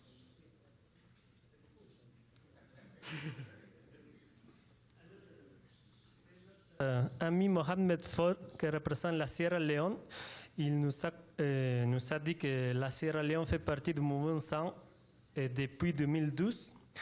Et tout a commencé avec une note du président qui a nommé les vice-présidents comme les points focaux du mouvement. Alors, après, le pays a créé un secrétariat du SON dans le bureau de vice-président. Alors, il y a un haut engagement à haut niveau politique dans le pays pour lutter contre la malnutrition. Ils considèrent la malnutrition comme qui a des causes multiples. Alors, il propose une approche multisectorielle avec la contribution de tous les réseaux. Ils sont en train d'établir et renforcer tous les réseaux des secteurs privés, des Nations Unies, des sociétés civiles et des bailleurs de fonds dans le pays. Ils travaillent aussi comme priorité pour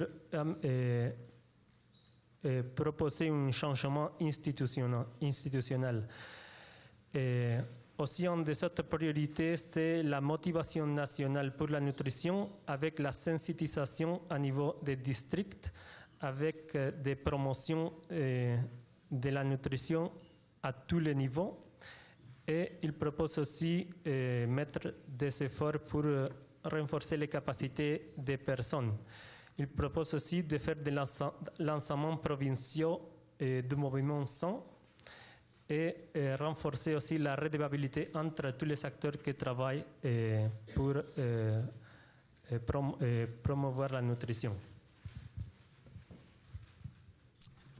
La Mauritanie d'abord, et ensuite le Mali. Merci beaucoup. Et ensuite le Sénégal. On fait un tour en Afrique. Je suis Tigre Mohamed, conseiller technique du ministère des Affaires économiques et du développement en Mauritanie. Je remercie d'abord l'équipe du mouvement SAN pour la disponibilité à mon égard. Je rappelle que la relation entre mon pays et le SAN est ancienne. Elle remonte au mois de juillet 2011. Je rappelle également que l'intérêt accordé à la lutte contre la malnutrition est largement perceptible dans notre stratégie de développement. Cet intérêt est également perceptible au niveau des sphères, hautes sphères de politique de l'État. En Mauritanie, nous avons un Conseil national de développement de la nutrition qui est dirigé par M. le Premier ministre. Il s'est réuni au mois de juin dernier. La vice-présidence de ce comité est assurée par le ministre des Affaires économiques et du développement. Je rappelle également que nous avons un comité technique permanent regroupant tous les partenaires EPTF concernés par la lutte contre la malnutrition. Et je rappelle également que nous avons des comités régionaux de coordination de la malnutrition, de la nutrition dans quelques régions du pays. Nous avons un programme conjoint nutrition sécurité alimentaire. Et nous avons une politique nationale de développement de la nutrition depuis 2010. Et nous avons un plan d'action intersectoriel de la nutrition qui est en phase de budgétisation et mise à jour. Nous avons également une stratégie nationale de sécurité alimentaire et l'intérêt également est perceptible au niveau de certains segments de l'État où nous avons dans certaines directions des directions de la nutrition, notamment au ministère des Affaires de la Santé, au ministère en charge de la femme et de l'enfant, et au niveau du ministère de l'Éducation, et au niveau également du secrétariat à la sécurité alimentaire. Mon pays a un point focal d'ISAN, M. Yahya, qui est empêché. Je transmets ses salutations. Concernant nos attentes par rapport à l'actuelle rencontre, c'est d'abord une consolidation des acquis et un appui à l'extension des interventions, notamment une mise à l'échelle pour toucher toutes les zones du pays. Je vous remercie. J'espère que cette recommandation figure dans le rapport final. Je vous remercie. Merci beaucoup, la Mauritanie. On fait un petit tour en Afrique de l'Ouest. Le Mali voulait prendre la parole. Parlez doucement de manière à ce que nos traducteurs puissent traduire en anglais. Merci. Le Mali est heureux d'être présent ici avec une délégation composée de point focal SUN en la personne de M. Touré Bourema Alay et société civile et M. Amadou Fofana qui est le facteur national RICH et Dr Modibo Traoré qui est le chef de la division nutrition de la direction nationale de la santé et moi-même Modibo Diara qui est le conseiller point focal nutrition auprès du ministre de la Santé et point focal SEN du Mali. Alors, qu'est-ce que nous avons eu comme succès ces 12 derniers mois? Nous avons pu élaborer notre document de politique et le faire adopter par le gouvernement, le document de la politique nationale de nutrition du Mali. Et pourquoi c'est un succès? Parce que c'est une recommandation qui est issue d'un forum national de nutrition tenu au mois de mai 2010.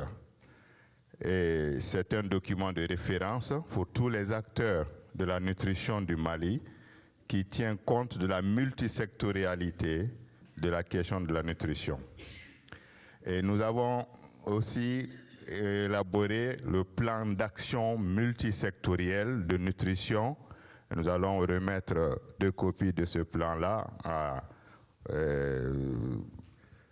Delphine. Et donc, c'est une suite logique du document de la politique de nutrition. Et ce plan permettra de rendre opérationnel le document de politique. Il a été élaboré de façon participative par tous les acteurs de la nutrition, gouvernement, ONG, Nations Unies, secteur privé, etc. Et qu'est-ce qui a été un succès aussi, c'est la mise en place d'un secrétariat technique restreint multisectoriel sous le leadership du ministère de la Santé et pour la suite de la mise en œuvre, le développement du plan et la mise en œuvre de la politique. Ce secrétariat comprend les représentants des ministères en charge de l'éducation, du développement social, de l'agriculture, de la santé et les facilitateurs riches. Du côté de la société civile, il y a eu l'élaboration d'un état de lieu des engagements du gouvernement dans le domaine de la nutrition, la cartographie des acteurs de la nutrition et l'identification des besoins d'actualisation des outils de plaidoyer pour mieux forger un environnement politique favorable et un leadership fort des décideurs. Alors, qu'est-ce qui sera réalisé au cours des 12 prochains mois? Et il nous faudra finaliser, le plan est là, mais il reste la partie budgétisation de ce plan-là, le costing. Et aussi, ce plan devra être soumis au Conseil des ministres pour son adoption. Et on a besoin de l'appui pour faire le costing de ce plan-là. Et pour les aspects suivi, évaluation aussi et communication pour le développement. Les discussions sont déjà en cours avec la partie du CEN et puis les autres partenaires, tous ceux qui sont avancés dans ce domaine, s'ils peuvent nous aider. Et donc un appui pour acquérir le savoir-faire et les financements. Les défis maintenant, c'est de réussir à mettre en place un bon mécanisme de coordination multisectorielle et assurer le fonctionnement pérenne de la structure de coordination et l'engagement pour soutenir les actions de la nutrition et aussi l'appropriation par tous les acteurs de ce qu'on est en train de faire présentement. Bon, les défis à relever, c'est l'insuffisance de ressources pour faire face à la partie communication pour le développement et pour le changement de comportement en matière de nutrition. Donc, je vous remercie et bonne suite pour les débats. Merci beaucoup, le Mali. Le Sénégal, et je vois maintenant plein de mains qui se lèvent. Alors, ce qu'on va faire, le Sénégal, le Bénin, le Burundi. Ensuite, on résume et on repart dans la salle. Mais quand on va repartir dans la salle, je voudrais entendre aussi un petit peu la société civile, nos amis les donateurs, nos amis du secteur privé. J'en ai oublié. Ah, les Nations Unies. Après le résumé, on prend les 3. Sénégal. Merci beaucoup, Sénégal. Je suis Abdoulaye Ka, coordonnateur national de la cellule de lutte contre la malnutrition, qui est une cellule logée au niveau de la primature. Je suis avec 2 de mes collègues, du ministère de la Santé d'abord, Dr Mati Diagne, qui est chef de la division de l'alimentation et de la nutrition. Je suis aussi avec M. Banda Ndiaye, de l'initiative pour les micronutriments, un partenaire clé pour la nutrition au Sénégal. Nous devions être aussi avec notre ami du ministère de l'Agriculture, mais qui malheureusement, avec les changements institutionnels, n'a pas pu faire le voyage. Je vais présenter d'abord les succès, comme on en parlait tout à l'heure, pas sur les 12 derniers mois, le premier succès, mais c'est peut-être sur les 12 dernières années. Les efforts qu'on a pu déployer au Sénégal ont permis de constater aujourd'hui une réduction de la malnutrition dont on peut parler. Par exemple, pour la malnutrition chronique, aujourd'hui, l'EDS continu montre que nous sommes dans une situation, dans la phase, disons, favorable, quoi. À moins de 20%, nous sommes à 19% pour la malnutrition chronique. Nous avons eu une baisse entre les deux EDS d'à peu près 7 points de pourcentage de la malnutrition chronique. Nous avons pour la malnutrition, nous sommes à moins de 10%, autour de 9%. Et nous savons que nous avons certaines zones, surtout dans le nord, qui sont toujours touchées par des crises cycliques par rapport à la malnutrition aiguë. Pour l'insuffisance pondérale, nous sommes à 4 points de pourcentage donc, de l'OMD 1, parce que nous devions être à 10% en 2015. Ça, c'est vraiment ce qu'on peut qualifier de succès, disons, d'encouragement surtout, pour pouvoir continuer le travail que nous sommes en train de mener. Il y a ensuite certains succès que nous pouvons considérer comme des process en fait, qui conduisent justement à ces impacts-là. C'est par exemple le niveau de couverture que nous avons pour les activités essentielles de nutrition. Aujourd'hui, nous couvrons à peu près 65% des enfants de moins de 5 ans sur les activités essentielles de nutrition. Dépistage, prise en charge de la malnutrition aiguë, communication pour le changement de comportement, etc. Et nous avons une couverture aussi sur la supplémentation en vitamine A et le déparasitage aussi, très satisfaisant. Nous avons introduit aussi de manière progressive la gratuité de la prise en charge des enfants de moins de 5 ans. Nous avons révisé la politique de l'alimentation, de la nutrition du jeune enfant. Nous avons aussi renforcé les capacités du système d'information sanitaire en y intégrant les indicateurs concernant la malnutrition aiguë. Ça, ce sont des points disons, intéressants que nous pouvons partager, et surtout aussi l'évaluation régulière de la situation nutritionnelle que nous faisons depuis 2008, avec des SMART qui étaient disons, régionales pendant quelques années. Et aujourd'hui, nous avons, pendant deux années de suite, fait des SMART au niveau départemental. Donc ça nous a donné la situation à un niveau beaucoup plus précis aussi. Au niveau des 45 départements du pays, nous savons exactement aujourd'hui où se situent les différents challenges par rapport aux différents types de malnutrition. Et en même temps, nous avons aussi réalisé une enquête sur les déterminants de la malnutrition pour justement que ça serve de base pour développer l'approche multisectorielle. Pour les 12 prochains mois, ce que nous comptons faire, c'est finaliser un processus aussi de révision de la lettre de politique de nutrition. Nous sommes, nous, au stade de révision, parce que notre nouvelle lettre devrait porter les piliers nouveaux que nous avons tous autour du SUN. Nous devons aussi élaborer un plan stratégique sur 5 ans qui devrait aller entre 2014 et 2019. Et les défis, en termes de défis, c'est justement les interventions de nutrition communautaire dont on parle, qu'on puisse les compléter la couverture pour pouvoir aller justement à une couverture complète. Et surtout, un défi important, c'est la réduction des carences en micronutriments. Je me tourne vers Emmaï, parce que l'EDS aussi a montré des niveaux pour l'anémie chez les enfants qui sont assez inquiétants, et qui n'ont pas bougé en fait. Et nous devons aussi travailler sur ces éléments-là. Renforcer l'approche multisectorielle toujours par le dialogue, renforcement des capacités au niveau des différents, en intégrant dans les curricula de formation des facultés de médecine la nutrition, pour qu'on puisse avoir du personnel de santé formé en nutrition.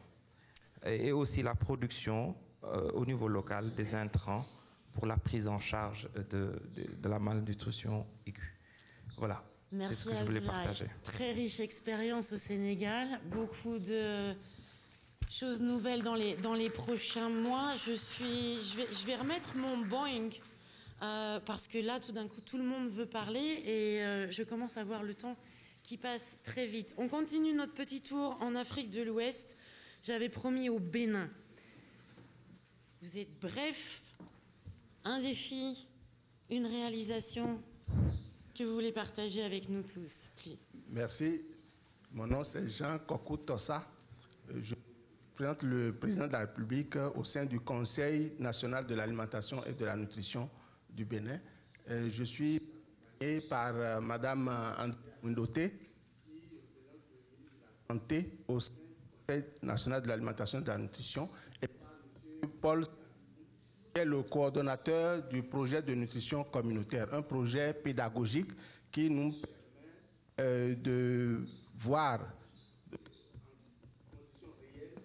comment nous allons mettre en place des outils pour porter à l'échelle nationale ce qui aurait été expérimenté pendant le déroulement de ce projet.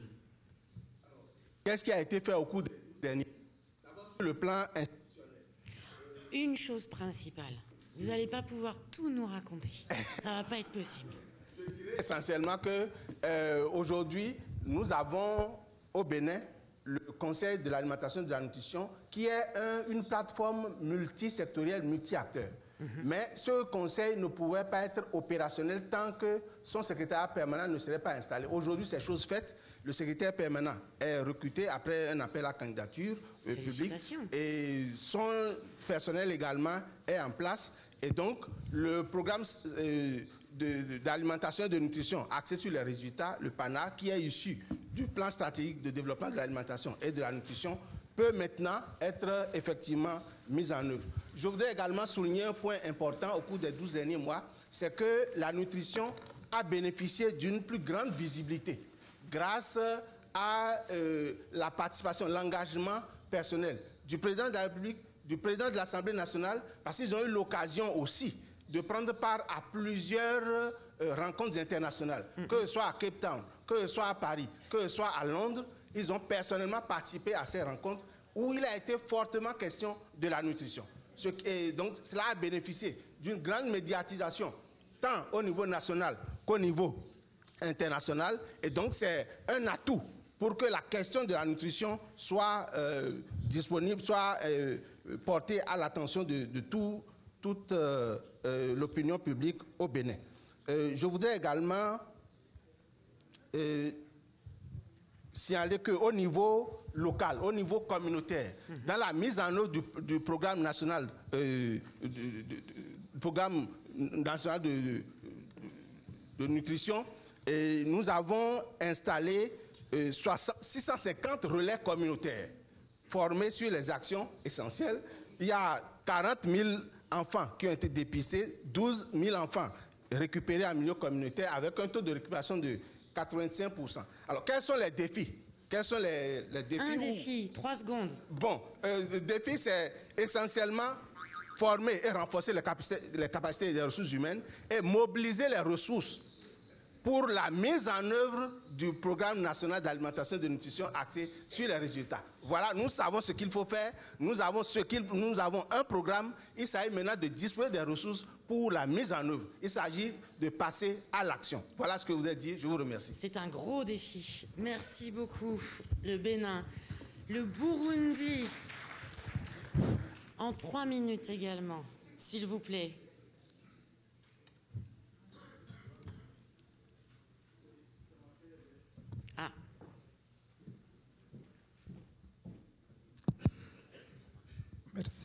Merci. Je m'appelle Edeogi Derurema. Je suis le chef de cabinet du deuxième vice-président du Burundi et je suis accompagné par des représentants, un du ministère de la Santé et un autre du ministère de l'Agriculture. Le Burundi n'échappe pas non plus à cette triste réalité de malnutrition chronique car nous avons un taux de 58%.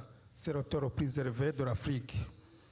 Et nous avons adhéré au mouvement SAN en février 2013 et déjà 2 mois qui ont suivi, toutes les structures ont été mises en place, notamment le point focal et le comité technique qui est composé par les cadres du gouvernement et les cadres des agences onusiennes. Et nous venons également d'adhérer au REACH et le facilitateur international vient d'être recruté. Le facilitateur national est en cours et il sera recruté d'ici bientôt. Le document de plan d'action multisectoriel est déjà finalisé et le costing vient d'être finalisé. Alors pourquoi ce progrès? C'est que chez nous au Burundi, il y a la volonté et l'engagement des hautes autorités du pays. À titre d'exemple, tous les documents SAN et les documents REACH ont été portés au Conseil des ministres et c'est Son Excellence le Président de la République qui a lui-même lancé officiellement le mouvement SAN et la plateforme multisectorielle. Le deuxième vice-président qui a en charge la coordination des ministères économiques et sociaux vient d'être désigné comme président de la plateforme et le secrétariat aussi sera basé à notre niveau au cabinet. Alors, quelle est l'innovation au Burundi?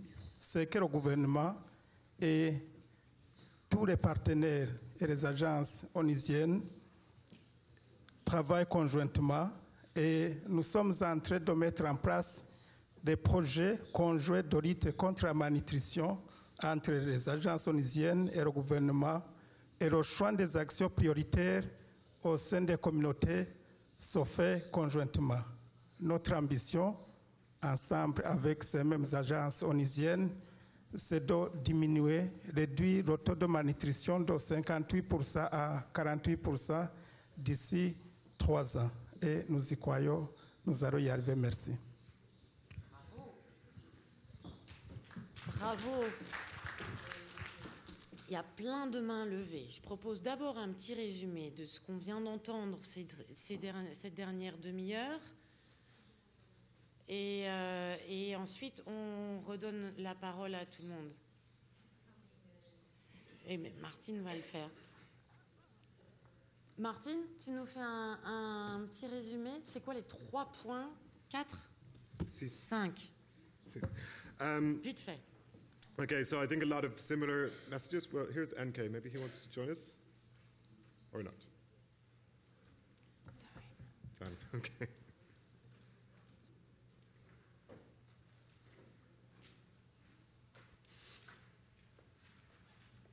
Don't fall in the stairs. Oh là là. NK, you thought you got away, but...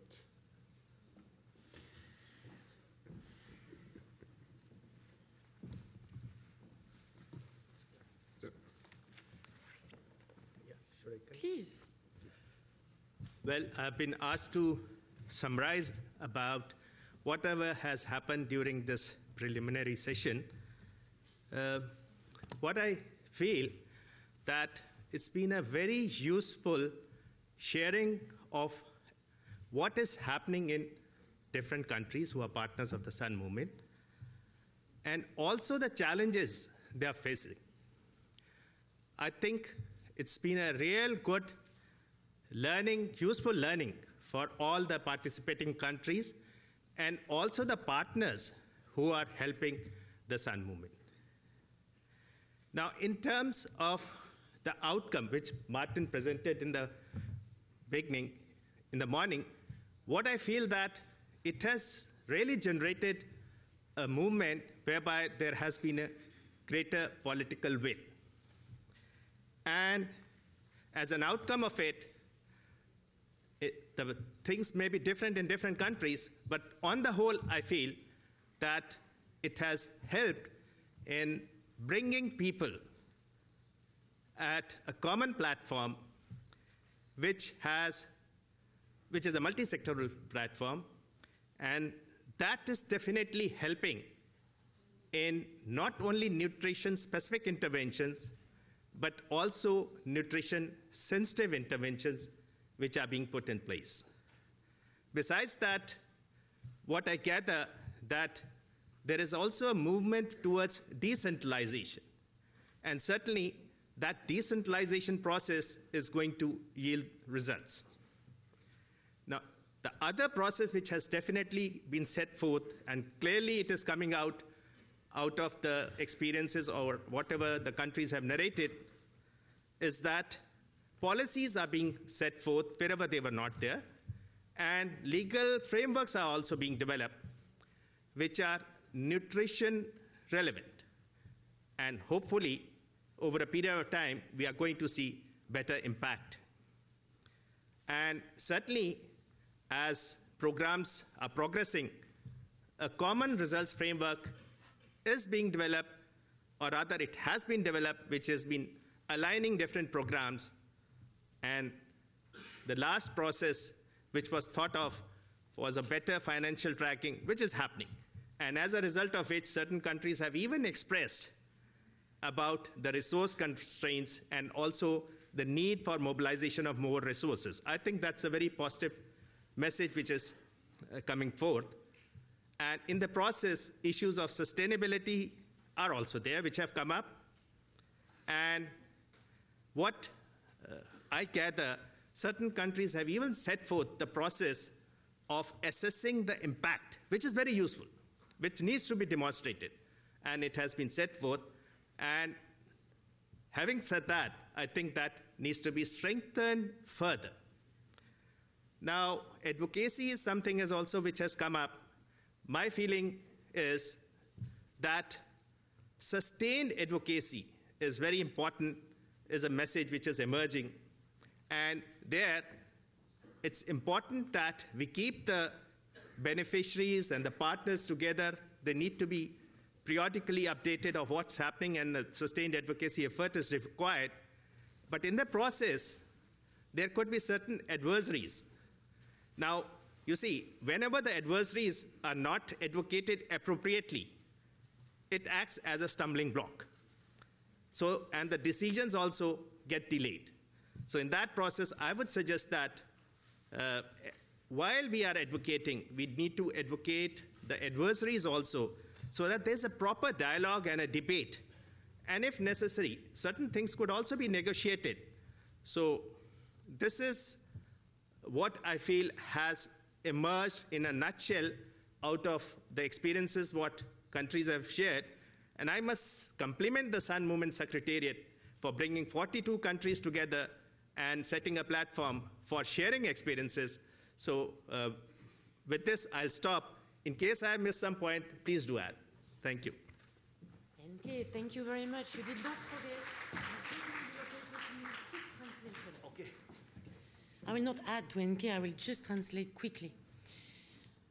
NK Seti nous dit que les points principaux qu'il a entendus ce matin, ce sont les avancées des pays en termes d'amener ensemble les différents acteurs concernés dans un même espace, la multisectorialité, et un point qu'on a entendu particulièrement ce matin, les progrès qui sont faits vers la décentralisation du mouvement dans vos pays, au niveau district, au niveau communautaire.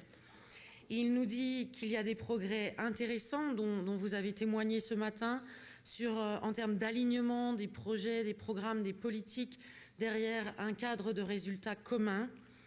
Il nous dit qu'il y a des progrès certes en cours, mais encore d'énormes besoins en termes de suivi des financements et surtout de mobilisation des financements. On a entendu quelques inquiétudes en termes de durabilité des engagements et de l'engagement politique dans les pays, dans vos pays, qui peuvent avoir un impact négatif sur l'impact de vos efforts. Et NK a terminé son résumé en insistant sur l'importance du plaidoyer et pour maintenir justement l'engagement politique, pour toucher les différents bénéficiaires et acteurs et mobiliser les décideurs de manière à trancher en faveur de la nutrition. C'est forcément très ramassé, mais je ne veux pas qu'on perde plus de temps puisque je sais que plein de gens veulent encore prendre la parole. On m'a fait passer les petits mots. On m'a dit le Népal. Vous êtes ici. On m'a dit Indonésie. Juste qu'on repère de manière à ce qu'on enchaîne vite. Nigeria, Gambie, Ghana, Niger, Haïti, Tanzanie. Je vais mettre mon timer à 2 minutes. Hein. Ghana, Niger, Haïti, Pérou, Ouganda. On démarre, je vous promets, on ira. Sérieusement, je mets le timer à 2 minutes, sinon on n'y arrivera pas. On a les grands Pyrénées.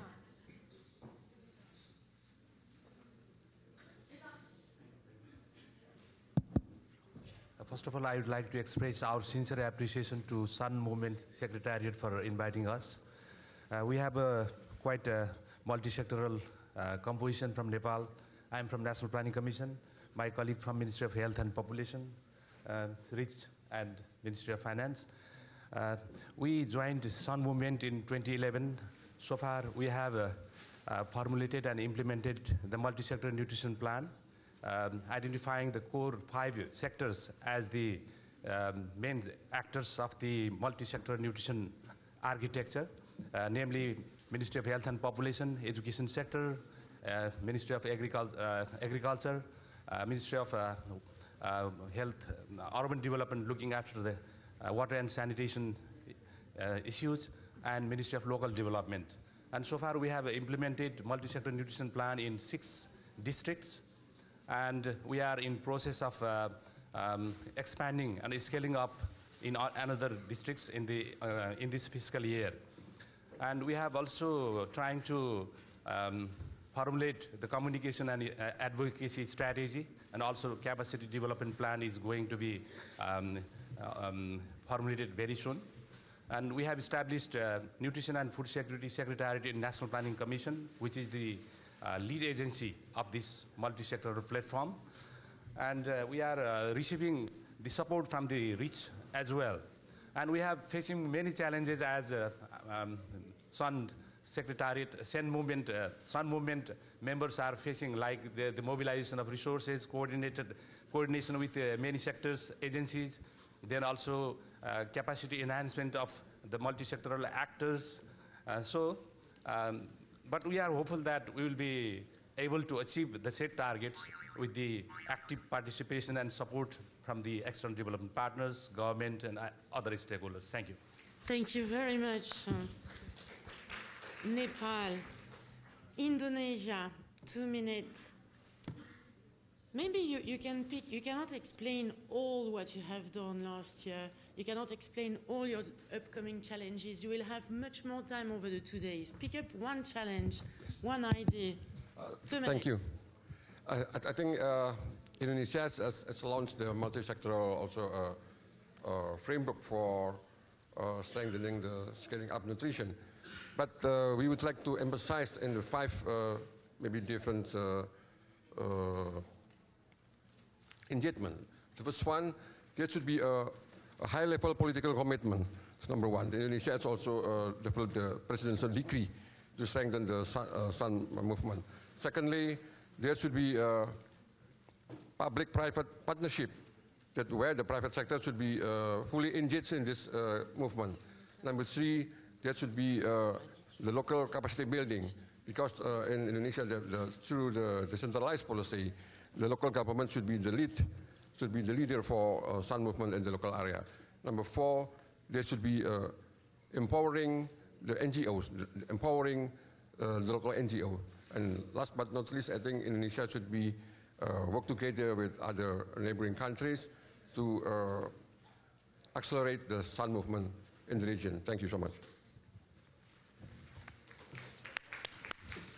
Bravo, merci. Apparemment, la traduction ne fonctionne toujours pas. Pau, très court. Rapidement, les interventions de Népal et Indonésie. Notre collègue du gouvernement de Népal a parlé de que le pays est en train d'élaborer, a développé déjà le plan national multisectoriel pour la nutrition avec la collaboration et la coordination des ministères de l'Agriculture, de la Santé, de l'eau et de l'assainissement et de développement local. Ils sont en train d'implémenter 7 plans dans 6 districts et ils vont extendre l'implémentation à 6 districts en plus. Et il veut développer un plan de renforcement des capacités. Il sera prêt, je pense, bientôt. Et ils ont instauré aussi un secrétariat dans la Commission nationale pour la planification. Et au regard de l'Indonésie, il a souligné l'engagement du président pour la nutrition. Ils ont lancé une approche multisectorielle pour SAN. Et il souligne aussi l'importance de développer des partenariats publics-privés et d'engager les gouvernements locaux pour l'implémentation des plans nationaux pour la nutrition et aussi d'engager les organisations non gouvernementales au niveau local. Sorry, we were checking the time at the same time. Thank you, Pau. Thank you very much. Nigeria wanted to take the floor. 2 minutes, big maximum now. Good morning, ladies and gentlemen. My name is Dr. Chris Isokmuwu.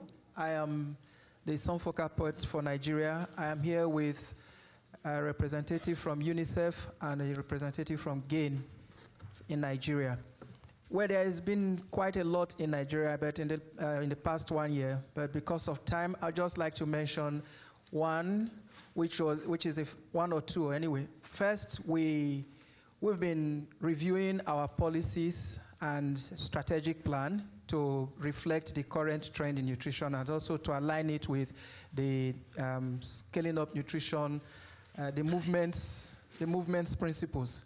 And again, also, we are costing the strategic plan. We are at the final stage of doing that. Hopefully, before the end of the year, we will have a national nutrition policy for 2014 and a costed nutrition plan. In the year that's just passed, the World Bank had assisted Nigeria in costing the strategic plan so that we'll know exactly what it costs and for the purpose of advocacy. We've also developed advocacy materials for us to use to approach those in high places. Now, finally, we've also developed a guideline for micronutrient deficiency control. This year, what we have used it to do is to set the enabling environment that will lead to scale up. Then what do we need to happen in the next 1 year? The next 1 year, we want to launch officially the Scaling Up Nutrition Movement, using the launching as an advocacy platform to reach out to those at the highest level. Secondly, we want to begin to roll out the programs to scale up nutrition and also to extend SON movement to the communities and the local government areas. So this meeting, we are looking forward to how some countries have successfully rolled out the movement at the community level and how they have been able to get the communities and regional governments to rally around the movement. Thank you so very much. Excellent, thank you very much. I squeezed the translation, otherwise I cannot give the floor to everybody. We will make a big summary. Gambia, 2 minutes. Much, madam. I'm here. My name is Lamin Nyabale. I'm the Permanent Secretary, Officer Vice President, Minister of Women's Affairs, responsible for nutrition. I'm here with the SON Movement Coordinator and also who is Executive Director of the National Nutrition Agency, Mr. Mauri Chiasinpal, and also Bakari Diallo, who is the Principal Nutrition Officer. I think we in the Gambia continue to recognize nutrition as an integral and a very important part of our human development. To that end, there has been an elaborate institutional administrative framework. This framework, of course, includes, we have a policy on nutrition, we have a strategic plan on nutrition, we have a business plan. And when it comes to the administrative and institutional framework, of course, we all know the Vice President of the Gambia is nutrition sensitive and a gender sensitive woman, you know. She handles nutrition. And there's a council in place. We have multi-sectoral working groups. We have a technical committee. We have a board. At decentralized levels, we have nutrition officers. So in other words, in the Gambia, we have fully decentralized the activities of nutrition. And our progress, our success to a large extent depends on high-level political will. So I cannot agree with more with David Nabarro that nutrition should be seen as human rights, as an human rights issue. Beyond that, we also have sustained program efforts. We have a very dynamic agency called NANA, who over years has been doing very well to ensure that nutrition activities are addressed in the country. I would just ask Mr. Jallo, just spend 1 minute so that he can also give us the 2 minutes to give us a synopsis of some of the achievements that are being made as of now at the country level. Thank you, Mr. Nyabali. My name is Bakari Jallo. As he said, I'm a program manager at the National Nutrition Agency. Over the past year, we have been scaling up as well as reinforcing proven nutrition interventions. In particular, the baby-friendly community initiative, which is a baby of the Gambia because we started it. The vitamin A supplementation, routine nutrition surveillance, which is done twice each year, once in the dry season and once in the rainy season. That is to help us make a time trend monitoring of the progress of nutrition. We have also incorporated the integrated management of severe acute malnutrition and the integrated management of anemia. Thank you very much. We will have much more time to share many details this afternoon and tomorrow morning. Please, Ghana, one message, one challenge you want to share here? No. I'll come here, but I was looking for Ghana. Voilà. Good morning. I'm Idistete from Ghana and the Sanfoka person. We've had a very successful past year, and if it's one single thing that I need to share with you, our nutrition policy has been validated, and we have a big cross-sectorial planning group. Previously, before the advent of SAN, we were all working on parallel lines. But now we have a cross-sectorial planning group bringing together all the key stakeholders, and we meet quarterly to share ideas and trading experiences.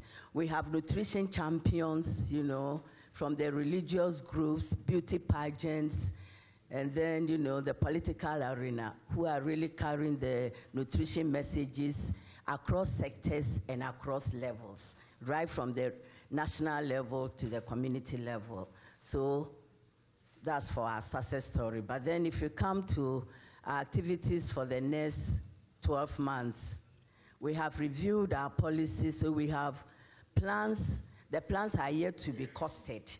And with the help of UN REACH, we are actually costing our plans. And after costing the plans, then we need to review our M&E framework so that we can actually incorporate all those plans. And since it's the National Development Planning Commission, which is under the Office of the President, that is coordinating all the nutrition activities, we have this budget. The NDPC makes sure that all the nutrition plans across sectors are budgeted for in the national budget. So we have an M&E framework to track progress and make sure that, the plans are really translated into meaningful action on the ground. We have nutrition briefs for policy advocacy, media advocacy, and grassroots advocacy. And then the challenges for the next year is that we need to build capacity, especially at the decentralized level, to translate our plans into meaningful action on the ground. Thank you. Thank you very much for making the effort to be so concise. Let's go on like that. Niger, stay short and concise also. Where are you? Here. Merci, je suis Dr Nassir Ousmane, directeur de la nutrition du Niger. Le mouvement SAN au Niger, vous le savez très bien, est un mouvement intégré au niveau national avec ce que vous savez aussi, notre stratégie, notre initiative 3N, les Nigériens nourrissent les Nigériens, dont nous avons le secrétaire général qui dirige notre équipe. Les principaux, je fais grâce de tous les détails que nous connaissons très bien à travers les différentes conférences, à travers que ce soit les conférences internationales ou bien les conférences, l'école conférence. Les deux nouveautés dont je vais parler ici au niveau de cette initiative, c'est la mise en place du comité multisectoriel pour la mise en œuvre du plan stratégique. C'est ce que nous appelons le CMPS, qui a été installé officiellement en juillet pendant le lancement du mouvement SAN. Deuxièmement, la mise en place au niveau des régions des coordonnateurs pour faire une extension de ces mouvements, de cette initiative au niveau des régions, avec spécifiquement des assistants qui s'occupent du côté nutrition et qui aident au niveau communautaire pour l'élaboration du plan de développement communal. La plateforme au Niger est bien complète. Nous avons comme défi un seul secteur qui nous manque, c'est le secteur privé.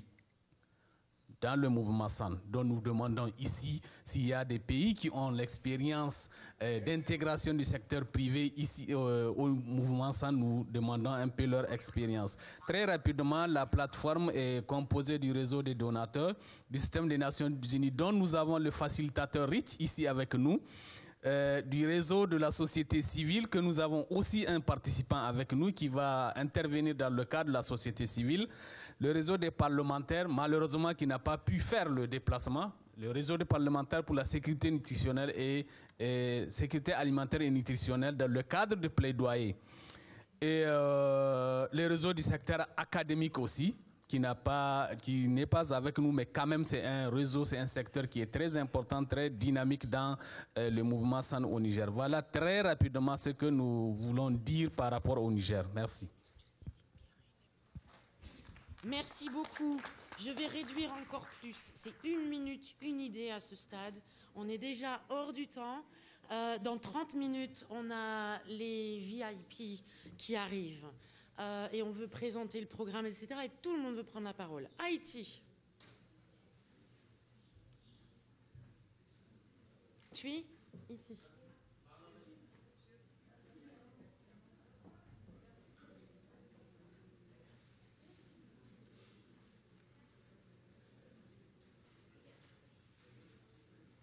Tu es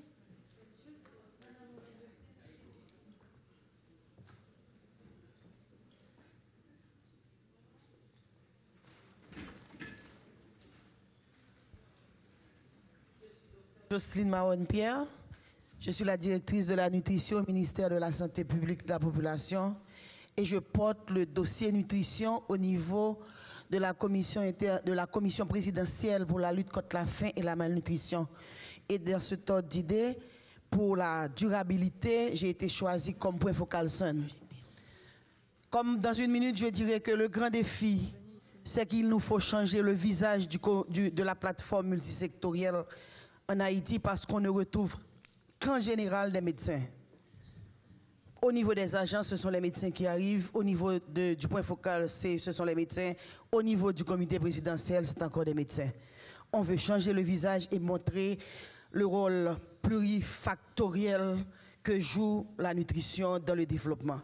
Et un grand défi que je voudrais souligner, c'est vrai, ça fait plaisir de voir que le mouvement SON s'élargit. Il y a beaucoup de pays qui rentrent en ligne de cause. Haïti a été le 17e pays et je ne suis pas satisfaite de l'évolution du SON au niveau pays.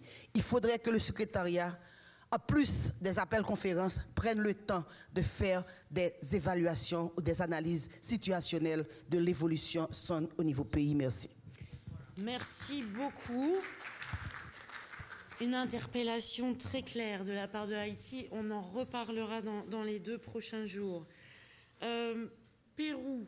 J'ai Pérou, Ouganda, Tanzanie, Namibie. Et dans 3 minutes, je suis censée passer à autre chose. Pérou, 1 minute.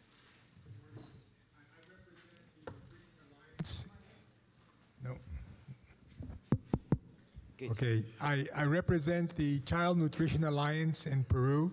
It's a group that has been active since 2006 to ensure that the government makes chronic infant malnutrition a national priority.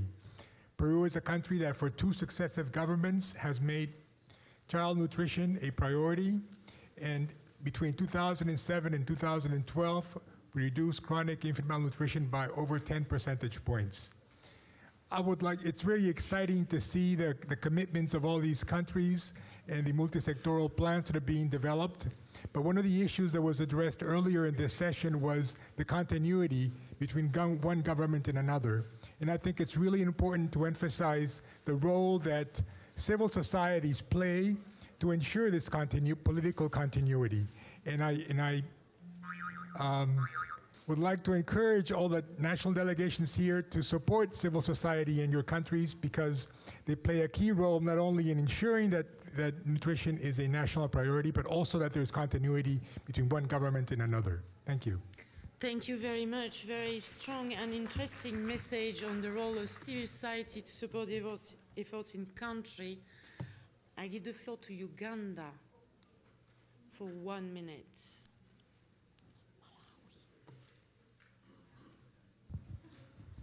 Thank you, Madam Chair.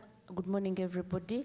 My name is Bakunzi Maureen. I come from Uganda, and I'm the Sun focal person. My colleague, Mr. Msimenta Boaz, is from the Office of the Prime Minister. We, like other Sun countries, have also started implementing the multi-sectoral approach to nutrition, and we have a high-level political commitment. And then the Prime Minister is the national champion for nutrition. We would like maybe one exciting news that we would like to share with the meeting, because everything else is like in the other countries, is that in November we are holding the first National Nutrition Forum, which will bring together partners, development partners, private sector, civil society, academia, and government. And this forum is meant to bring about, to give us an event for mutual accountability where we take stock what we've been doing. We're going to get partners and stakeholders to reaffirm their commitment to nutrition, and we shall use it as a platform for launching advocacy across all levels. We shall keep you posted. Thank you. Thank you so much. Very interesting news from Uganda. I go to Tanzania. 1 minute, one message. Thank you very much. 1 minute is very enough for me. One of the achievements we made this year is the formation of parliamentary group, which is a champion for nutrition. And I'm glad to be with the chair of that group here, Mrs. Lydiana Mngongo, please. So they are supporting us. We discovered the power of politicians in going down to the grassroots. Secondly, is that we are updating our policy. I think by next early January, we'll be having a new policy on nutrition. And then we managed to launch the marketplace for nutrition, whereby soon we are going to advertise call for proposals for small and medium enterprises to apply for grants to come with innovative, small projects which are supporting the nutrition activities. And finally, we will roll out the social behavior change communication strategy, which we recently developed. Thank you. Indeed, in less than 1 minute. Thank you very much. Very interesting. Namibia, and then Malawi.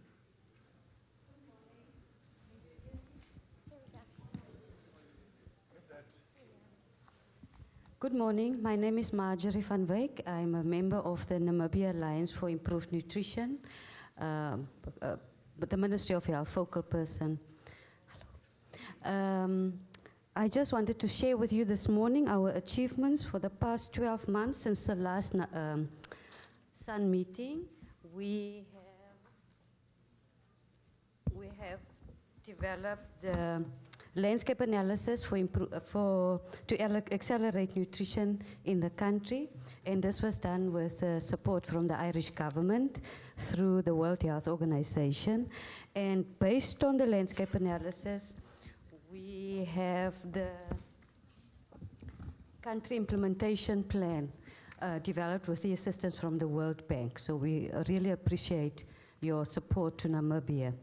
For the next 12 months, we would like to focus on implementing an integrated package of nutrition services through public health services, antenatal care, postnatal care, immunization, and basically include nutrition messages at every contact point so that we can reach every mother and every child.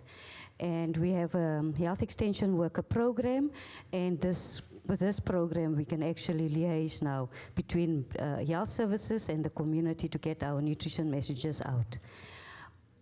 Challenge, thank you, challenge, getting all the other line ministries involved in nutrition and getting their support. This is our biggest challenge. Thank you. It is a big challenge indeed. Thank you very much. Malawi, 1 minute.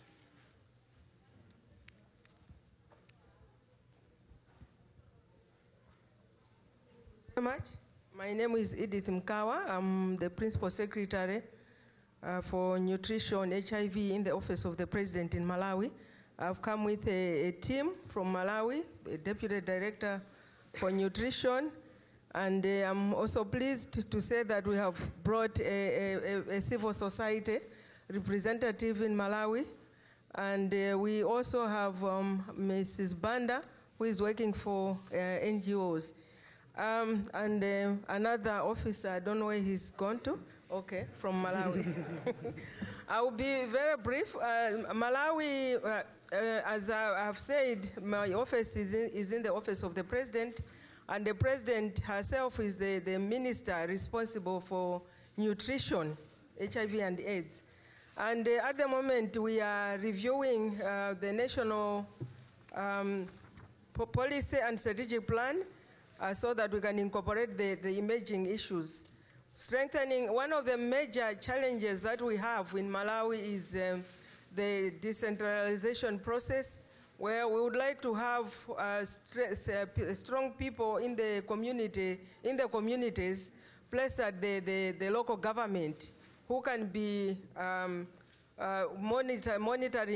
implementing and monitoring the nutrition activities at district level. And as I've said, we have endorsed the civil society in Malawi. We are working together. We have developed the national M&E framework. And we are also reviewing sectoral strategies to ensure that nutrition is in every sector in Malawi. One of the challenges, as I've said, is the nutrition, the community participation, and also making sure that the programs that we are implementing are sustainable at community level. I would like to indicate here that we are coming from Senegal, where we went to see how they are implementing their activities in the communities. And I should say that Senegal is really doing a very good job. We have learned a lot, and we are yet to implement that in Malawi. Thank you. Thank you, very interesting. So exchanges between countries. In 15 minutes, we are supposed to be joined by the VIP. So I will stop here giving you the floor, I'm sorry. But let us know, those who did not have a chance, we'll have many exchanges in the coming days. It's not the end of exchanging with you. Patricia, Mohamed, Abdoulaye, can you come to give us a very, very short summary of what you heard in the last half hour before I present the program and clean for the VIPs to come?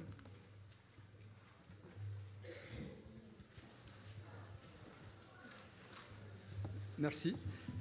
Nous avons noté avec beaucoup de bonheur que la systématisation de l'approche multisectorielle de la lutte contre la malnutrition est appliquée dans la plupart des pays qui ont fait des déclarations.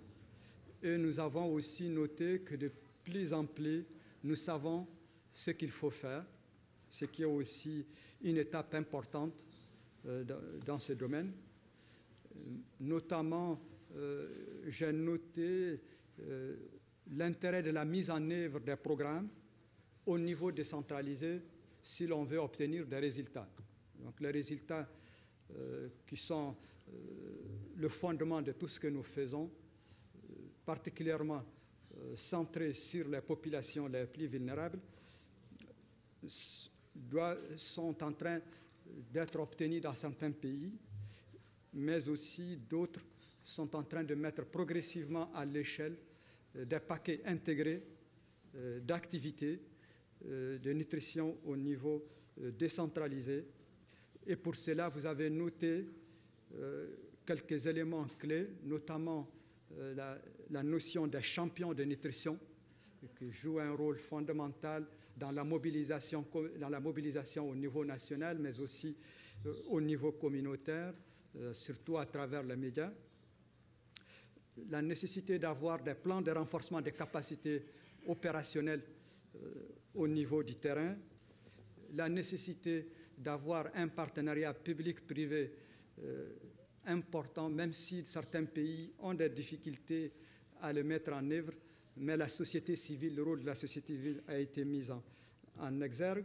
La nécessité d'avoir une très bonne approche de communication pour le changement de communication, qui est aussi un élément important.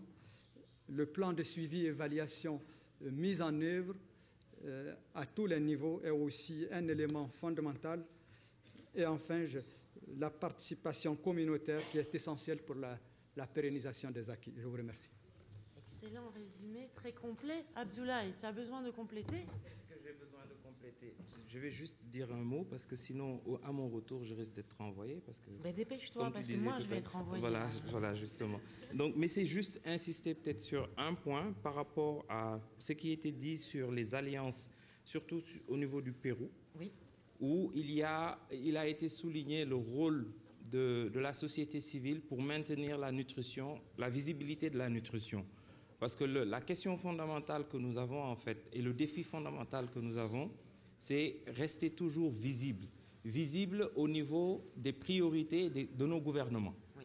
Et donc ça, je pense, il nous faut trouver des stratégies qui feront que, malgré les changements institutionnels que nous vivons, nous, actuellement au Sénégal, la nutrition restera toujours visible. Ça, c'est le point, je pense, que je voulais rajouter. Et peut-être un deuxième point, c'est juste... Vraiment sénégalais, toi, hein? Oui, c'est la négociation. Je commence fort, après voilà. Allez. Et le deuxième point, c'est le how-to pour le niveau communautaire. Je pense qu'il faut qu'on pousse aussi la réflexion sur les différents modèles. Il peut y avoir différentes portes d'entrée au niveau de la communauté. Les local governments, ça peut être les collectivités locales dans certains pays. Les pays ont des découpages administratifs et des niveaux de décentralisation différents. Donc je pense qu'il nous faudrait aussi ensemble partager le savoir-faire que nous avons dans nos différents pays pour qu'aujourd'hui que les ressources sont mobilisées, qu'on puisse avoir un impact. Parce que sinon, on n'aura plus de ressources et notre visibilité disparaîtra. Merci. Excellent, merci beaucoup. Merci à tous et désolé à ceux à qui on n'a pas pu donner la parole ce matin. Dans les quelques minutes qui nous restent avant d'être rejoints pour l'ouverture officielle, je voudrais vous présenter plus en détail notre programme. Et en fait, tous les sujets que vous avez soulevés et sur lesquels vous voulez discuter plus avant, ça tombe bien, on va en rediscuter et cet après-midi et demain matin. Mais on a noté aussi que vous vouliez partager. Alors on va partager entre nous dans ces 2 jours, mais j'ai des collègues qui sont experts de trucs que moi je ne maîtrise pas, les tweets, Facebook, machin. Ils veulent venir nous expliquer comment vous pouvez partager encore plus avec les collègues qui sont restés au pays, parce que vous n'êtes que 2 ou 3 à pouvoir venir à New York. Suis.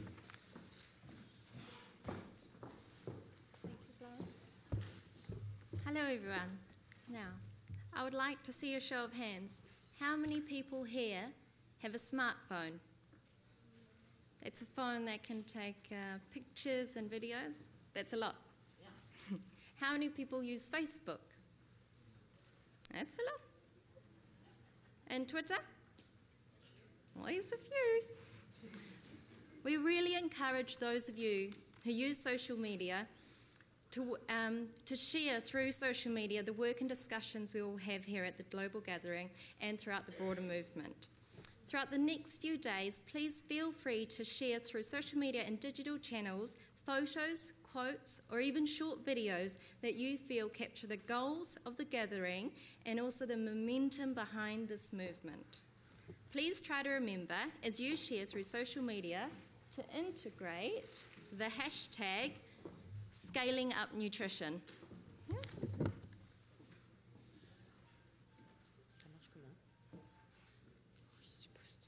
Yeah. Hashtag. Go ahead.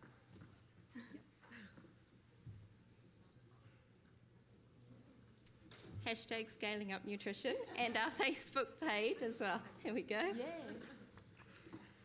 We know not everyone here is on Twitter or Facebook, but that's okay. Your voice can still be heard. That's one of the great things about this movement. We're all here to learn and support one another. So, throughout the gathering, please talk to your colleagues and help each other get our collective voices out. So we also want to make sure that everyone knows who Kate is. Kate, please stand up. Kate is from GMMB, a long-time supporter of the movement, so she's also here to help anyone who wants to know more about social media. Thank you.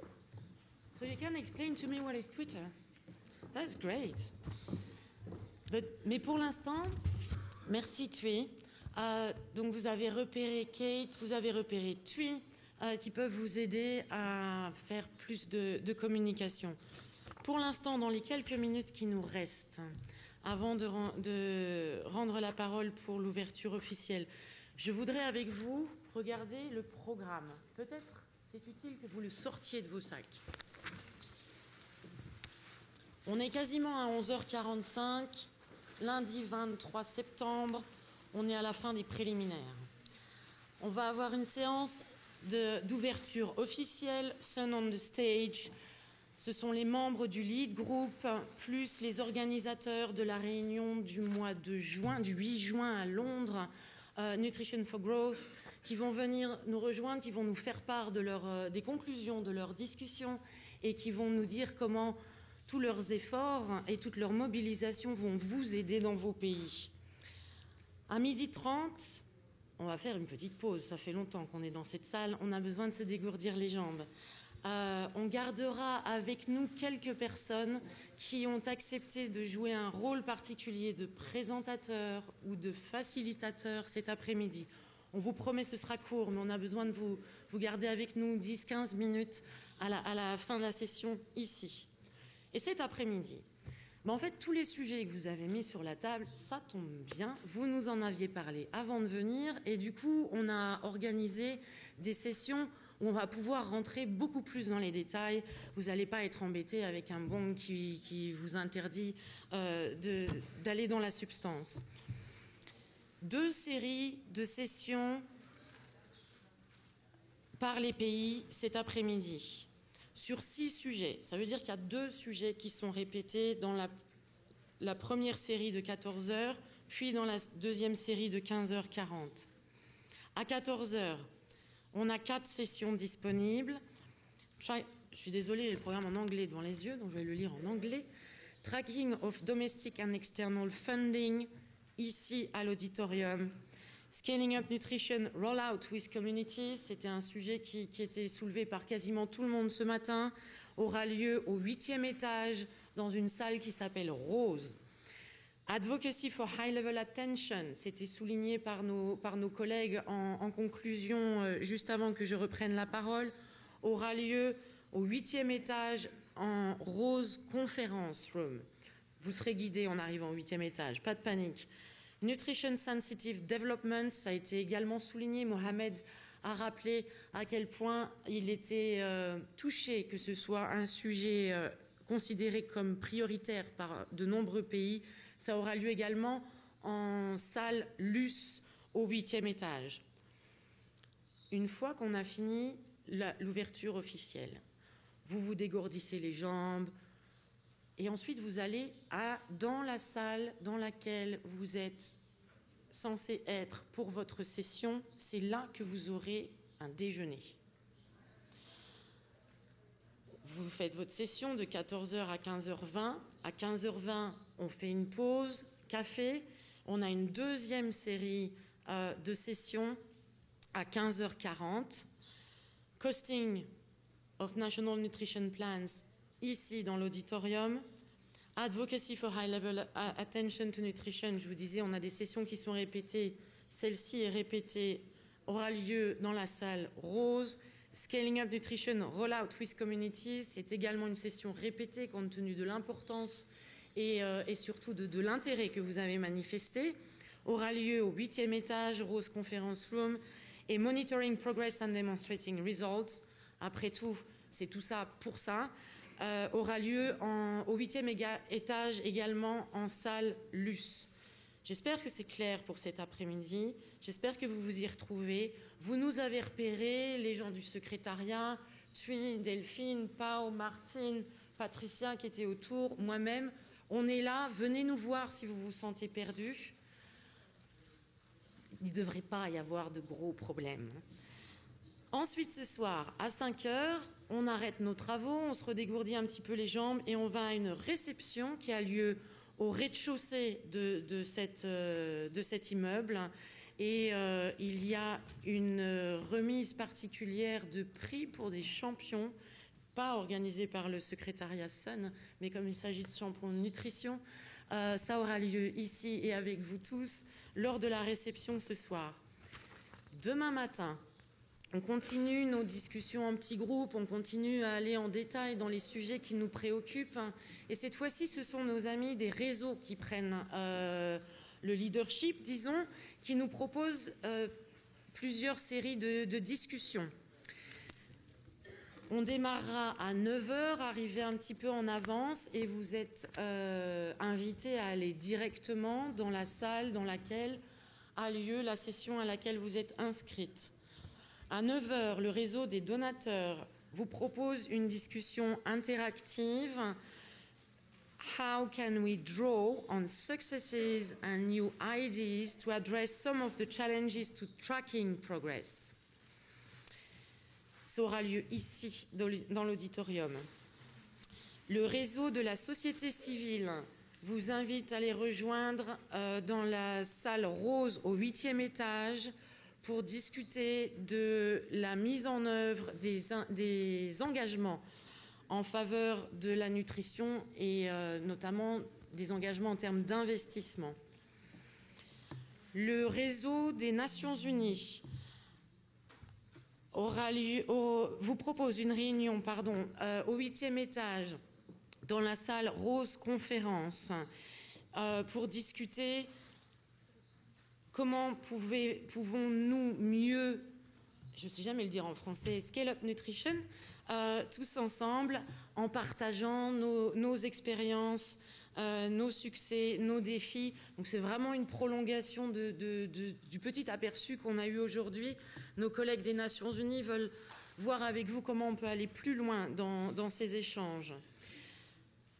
Le réseau du secteur privé vous propose une discussion qui aura lieu au 8e étage autour de quel est le rôle du secteur privé pour vous aider dans Scale Up Nutrition dans vos pays. Toute cette série à 9 h jusqu'à 10 h 20 demain matin. Pause café à 10 h 20, deuxième série à 10 h 40. Les mêmes acteurs vous proposent des angles de vue un petit peu différents sur les mêmes sujets. Les donateurs, toujours dans l'auditorium, vous proposent une discussion sur l'accès au financement pour améliorer la nutrition. Les collègues des Nations Unies au 8e étage veulent échanger avec vous sur comment le système des Nations Unies peut mieux répondre à vos besoins et mieux vous accompagner dans vos efforts. Le réseau de la société civile au 8e étage dans la salle Rose Conférence voudrait un échange au sujet du développement des plans multisectoriels avec un œil particulier sur le rôle des Nations Unies et de la société civile. On a déjà entendu quelques idées ce matin, vous pourrez approfondir demain.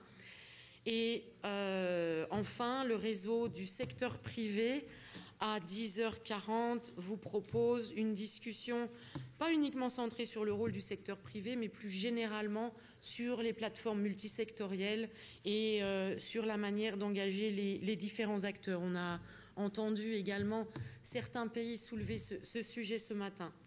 Donc j'espère que ces deux séries de petits groupes vont vous permettre d'aller beaucoup plus en détail sur les sujets que vous avez soulevés ce matin. C'est juste un petit mot pour me dire que les grands chefs, ils arrivent dans 5 minutes. À midi, on arrête, on fait un déjeuner, évidemment. Et alors, demain après-midi, on se retrouve tous ici, à nouveau en plénière, après avoir approfondi nos sujets, Quand on approfondit nos sujets, les collègues du secrétariat seront là, dans vos salles, attraperont les idées principales. On a tout un système avec des facilitateurs pour faire remonter jusqu'à la plénière les points cruciaux de vos discussions. David Nabarro sera de retour et c'est lui qui fera cette synthèse avant d'animer une séance interactive sur le futur. Le futur dans 6 mois, le futur dans 1 an, et puis le futur du mouvement dans 2 ans, 5 ans. Je pense que c'est une question qu'on a tous quelque part dans notre tête et qu'on a besoin d'approfondir plus avant. On terminera par un moment un peu particulier, mais on m'a dit que je n'avais pas le droit de vous en dire plus. Je reçois des SMS, des petits mots, etc., qui me disent que tous les chefs sont en train de descendre. Merci à tous. Je suis désolée pour les petits cafouillages de traduction, etc., mais j'espère que vous avez apprécié de pouvoir commencer à rentrer dans la danse. J'espère que nos collègues des pays ont apprécié pouvoir échanger une idée, 2 idées, probablement pas tout. Et surtout, je vous invite à aller beaucoup plus. Oui, ils arrivent dans 5 minutes. Je sais maintenant. Vous pourrez échanger beaucoup plus avant dans les prochains jours. Je ramasse mes papiers. On est censé avoir un film. En attendant que les grands chefs arrivent. Restez là, hein, c'est pour vous qui viennent.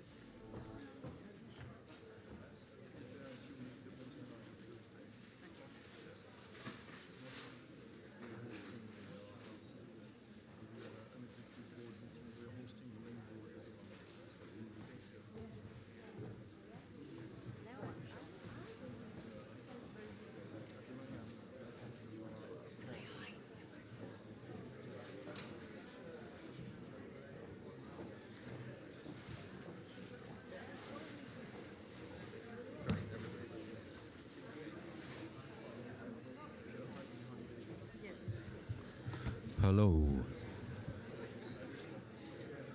Just checking to see whether this microphone is working. Is it working up the back there? Neil, can you hear me okay? Yeah, cool. So, ladies and gentlemen, thank you very much indeed for your patience. I'd like to now start the official opening of the global gathering.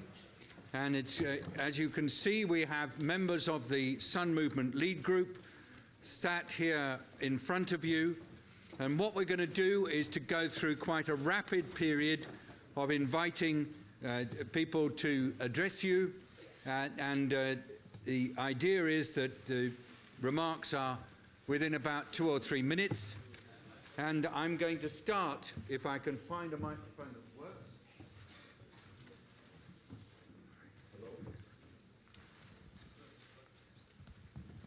Okay, great.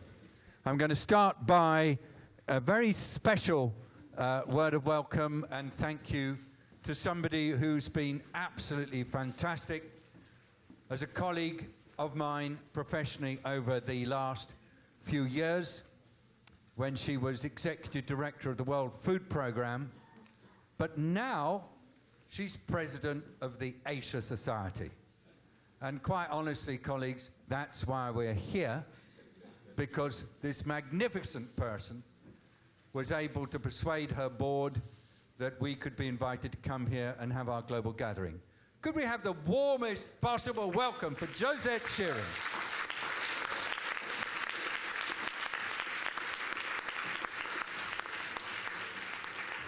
Well, thank you, David. I am so happy to welcome all of you to our home for the Asia Society. We have centers around the world, but this is our global headquarters. And the Asia Society was founded over 50 years ago in order to bring respected dialogue between Asia and the world with Asia. And it's done many great things. If you have a chance to see the beautiful modern Iranian art there, or to go to the gift store, which features artists who have been undiscovered from throughout the world. But we've never had a nutrition summit here, David. But I will say that since I walked in the door in June, the entire team here knows whatever we can do to join forces with all of you to see an end to child undernutrition and maternal undernutrition in the world will do. So it's really our honor to host everyone here, feel at home here, and hopefully we'll be able to find ways to really work together. It's so great to be with my colleagues. I will just say, I always take note of those moments in life where you feel the world shift. And of course, for many of us in January 2008 with the Lancet series that not only said a child would never recover if they're undernourished from conception to 2 years old, but also looked at the broken international system and really diagnosed the fact that there was no prioritized plan of action. There was no taking evidence from the scientific field into an applied methodology in the world. And from that article, I fast forward to the meeting at the United Nations with, I think it was 8 foreign ministers in 2010, where they all rallied together for the first 1,000 days and really to launch the Sun movement. With the Secretary General of the United Nations, leaders from around the world, and that moment when I heard the words undernutrition from the foreign ministers of the world, I thought now things are really changing. Today, what you have been able to pull together here, David, with this incredible group of CEOs, leaders, heads of state, excellencies from around the world in a common action plan really is a dream come true. And it's our greatest honor to have you all here, so thank you. Oh, wonderful. Thank you. Well, Josette, you set a standard. We have to now try to meet that standard. Ladies and gentlemen, our running order now is that I'm going to ask Anthony Lake, the chair of the Sun Lead Group, to make his welcoming remarks. And then I'm going to ask the First Lady of Peru, Her Excellency Nadine Heredia, to make her keynote statement. We will be hearing from Ibrahim Mayaki, the Chief Executive Officer of NEPAD. We will also ask Justine Greening, the Secretary of State for International Development from the United Kingdom, to make some remarks, plus the Minister of Trade and Development of Ireland, Joe Costello, the Vice Foreign Minister of Brazil. We have a star-studded cast for you.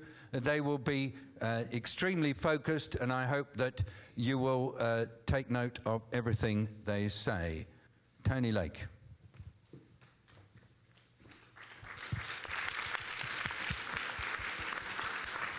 Thank you very much, David, and thank you, Josette. Where'd you go? She left? There you are. Yeah. Thank you so much for hosting us. Thank you for your energy, your getting me so involved in this early on, and to all your colleagues at the Asia Society. And thank all of you for being here. It's great. Our newest member, Tajikistan, is here. Not quite. Not quite here. Oh, will be. Will be. Well, please welcome them when, good. Thank you so much for all the work that's gone on over the years since we last met. It's been great.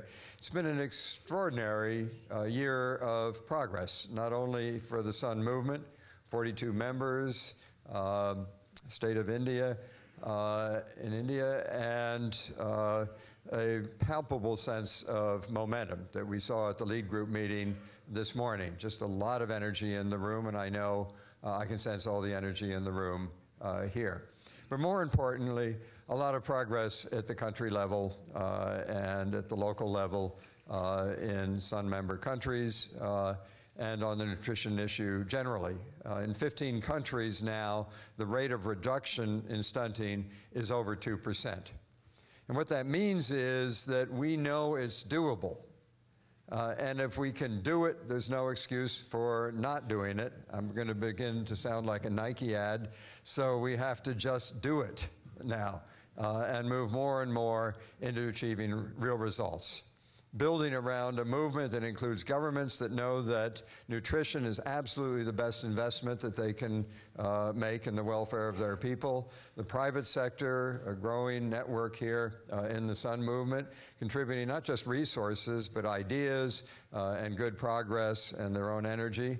And civil society around the world, the NGOs that are not only represented here, but are on the front lines of progress on nutrition around the world. So thank you all for being here. We just had a very good discussion in the lead group, a lot of energy, a lot of discussion of how important innovation is in helping us to reach into the most disadvantaged and hardest to reach areas, and especially the importance of intersectoral cooperation among nutrition and WASH and agriculture and social security systems, education, et cetera, and partnering with those who are working in those areas to achieve progress so that we can promote nutrition-sensitive programming and budgeting by governments. So we're on the way. We can do it. And looking at all of you and having listened this morning to the lead group, I know we're going to do it. So thank you very much. I should note that I'm afraid you should never, if you're going to try to sneak out of a room, call attention to your sneaking out. But I'm going to have to sneak out in a little while because I have to go to a meeting of something called Education Can't Wait. And it literally can't wait because I have to open the meeting. But I'm looking forward to a very full account of your very good discussions. Thank you. Thank you very much, Tony. Now, in our lead group meeting this morning, we benefited from a lot of wise advice. I really would like to acknowledge the very focused guidance received from the First Lady of Peru, Nadine Heredia. And I really am delighted that she's been able to stay on and be with us now. Nadine, would you like to speak from here, or would you like this microphone? Here we go. Todos se tienen que poner esto porque voy a hablar en español.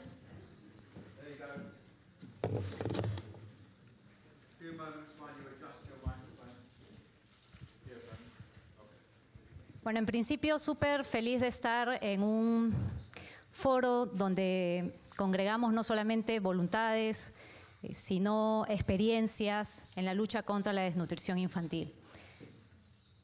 Si me preguntan, en realidad creo que deberían estar sentados acá y acá los presidentes y los ministros de Economía de cada país, porque este es un tema que para mí tiene especial importancia, pero que necesita de la entera voluntad política, en principio, al más alto nivel. Porque, como todos ustedes saben y reconocerán, y lo hemos reconocido también en este foro, sin plata no podemos hacer nada. Entonces tenemos que centrar la atención en que los presupuestos de nuestros países también tengan una focalización en el tema de desnutrición crónica infantil. ¿Por qué es esto importante? Y quizá para los políticos, y yo soy una de ellas, quizá para los políticos tradicionales, como decimos en el Perú, esto no es importante porque los niños no votan. Pero es importante si miramos el futuro del país que queremos. Queremos ciudadanos responsables, trabajadores, que ayuden en la productividad de nuestros países, que ayuden a ese crecimiento que el Perú, por ejemplo, tiene y va a sostener. Y para ello hay que comenzar en las primeras etapas de la vida, a fortalecer su desarrollo integral, a fortalecer el desarrollo integral de nuestros niños. Tratar de que todos nuestros hijos, nuestros niños, partan de un mismo suelo, los mismos derechos, y tratar también y esforzarse para que no nos pongamos un techo en su desarrollo integral. Entonces es piso parejo y techo hasta donde se pueda dar.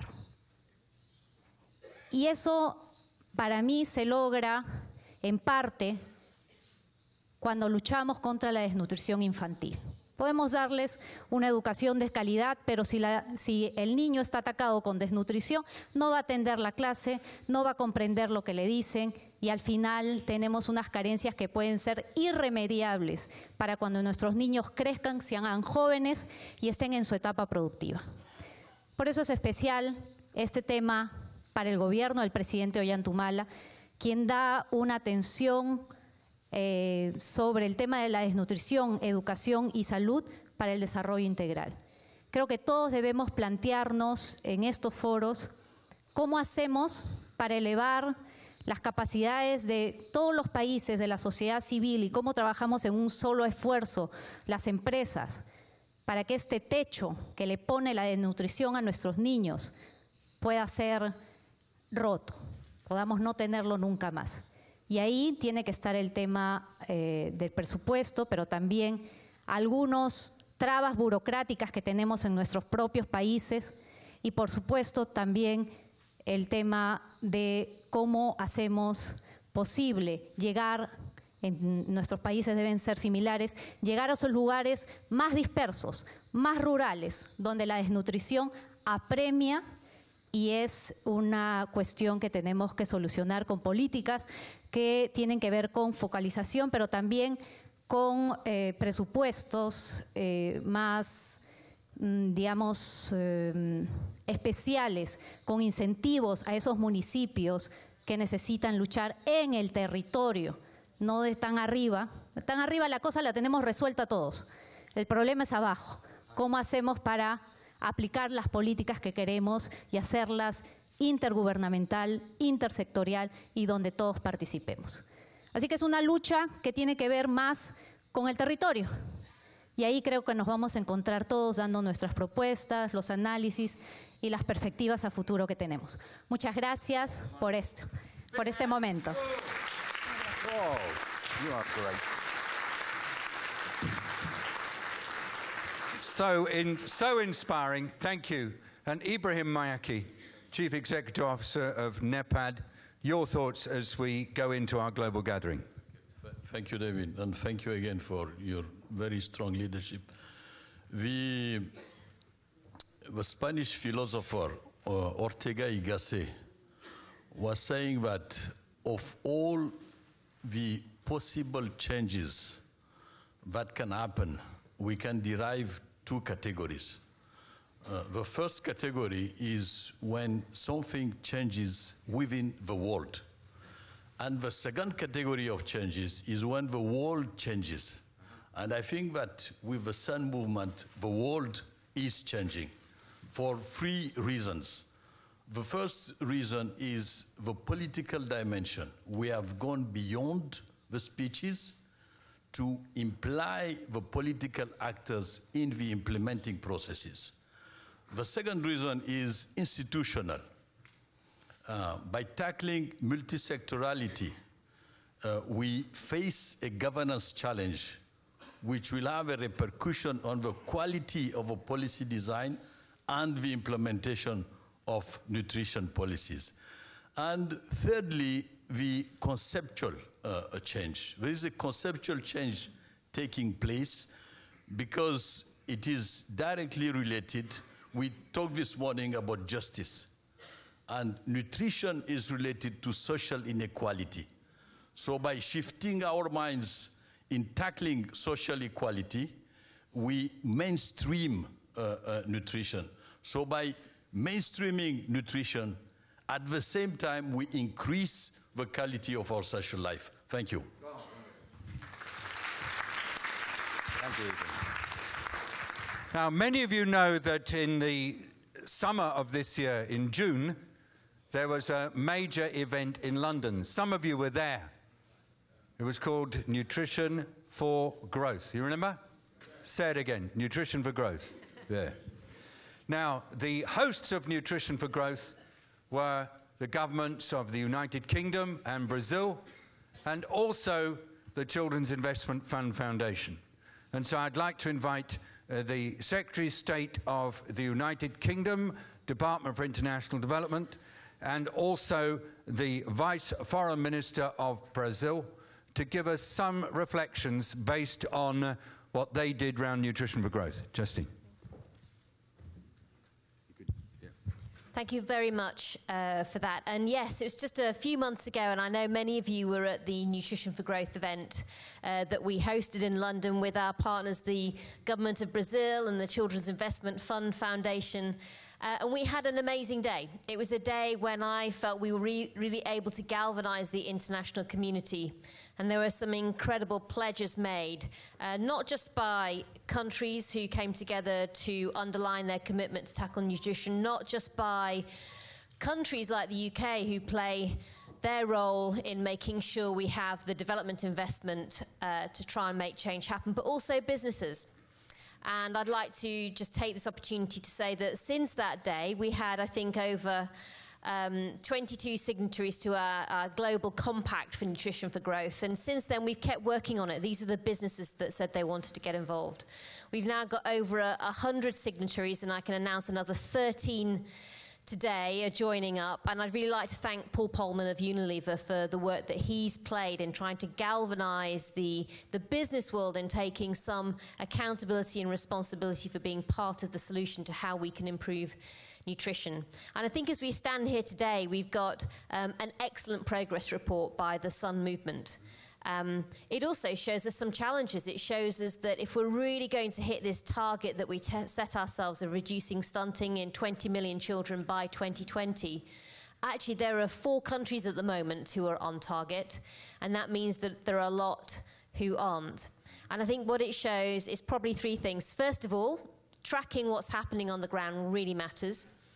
I think secondly, it means that then making sure we publish that progress is also incredibly important. And thirdly, I think this idea of having an independent group of experts that can really look at what's going on, both internationally in terms of commitments and on the ground in terms of progress, and report on that, is going to be vital in making sure that we can all keep the momentum and the pressure up on ourselves to make sure that we see progress on the ground. I think everybody in this room understands just how important this is. The UK, with our partners, will play our role. We want to make sure that this movement really does keep moving. I think you can see from today that we have got that momentum now. We are going to make sure that these three really important initiatives work together. And it's a privilege for myself and my team in DFID who do so much work on this, and for my country to be a big part of that. Thank you very much.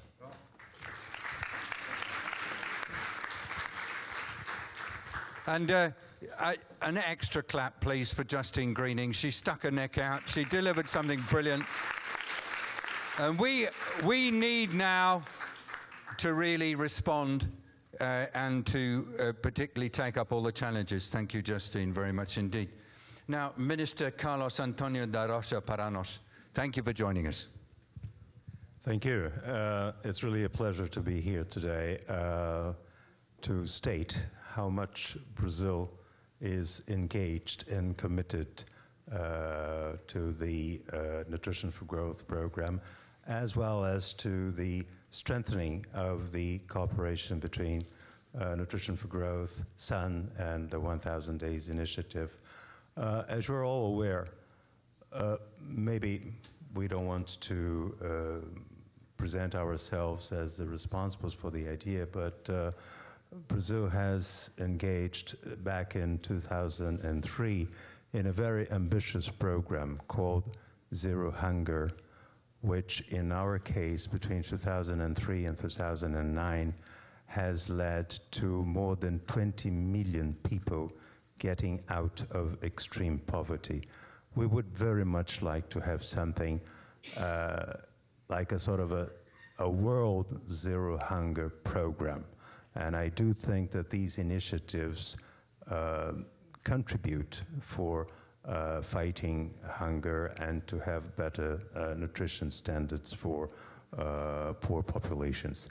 Our Vice President, Mr. Michel Temer, was present in the London event, and we will be working closely with our partners to organize meetings in Brazil next year on the margins of the 2014 World Cup, which we hope you will all be present there, as well as we hope that one country will be winning the cup.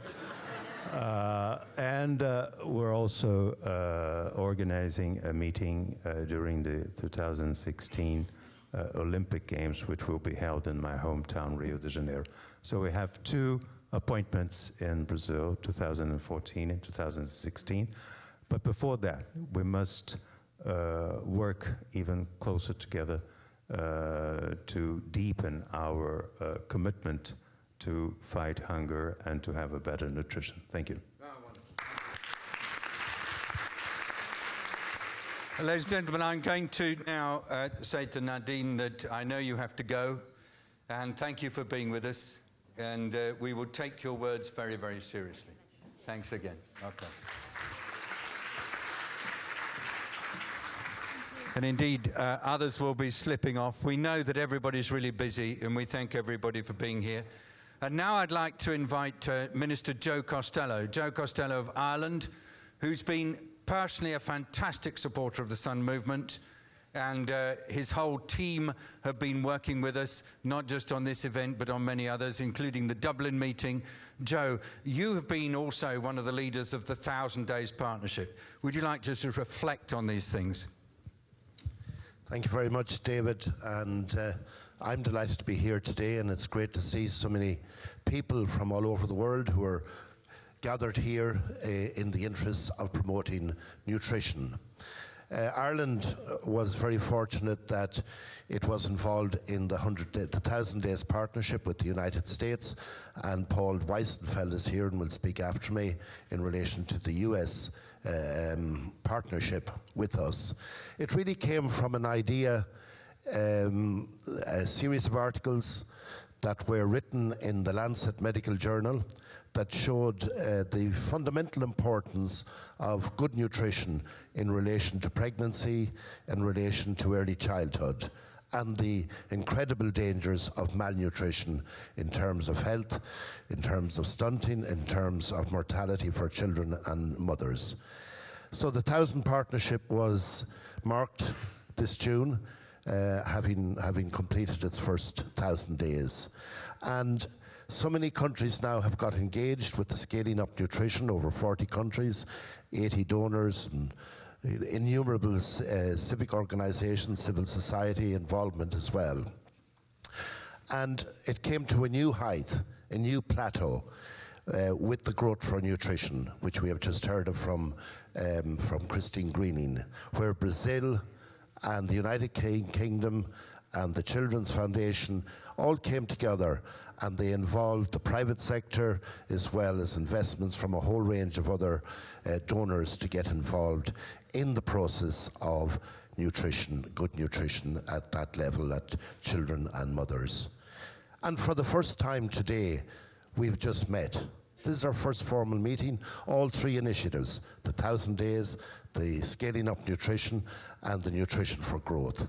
And the important theme, I think, between us all was the importance of working together, the importance of converging our activities to get the maximum gain.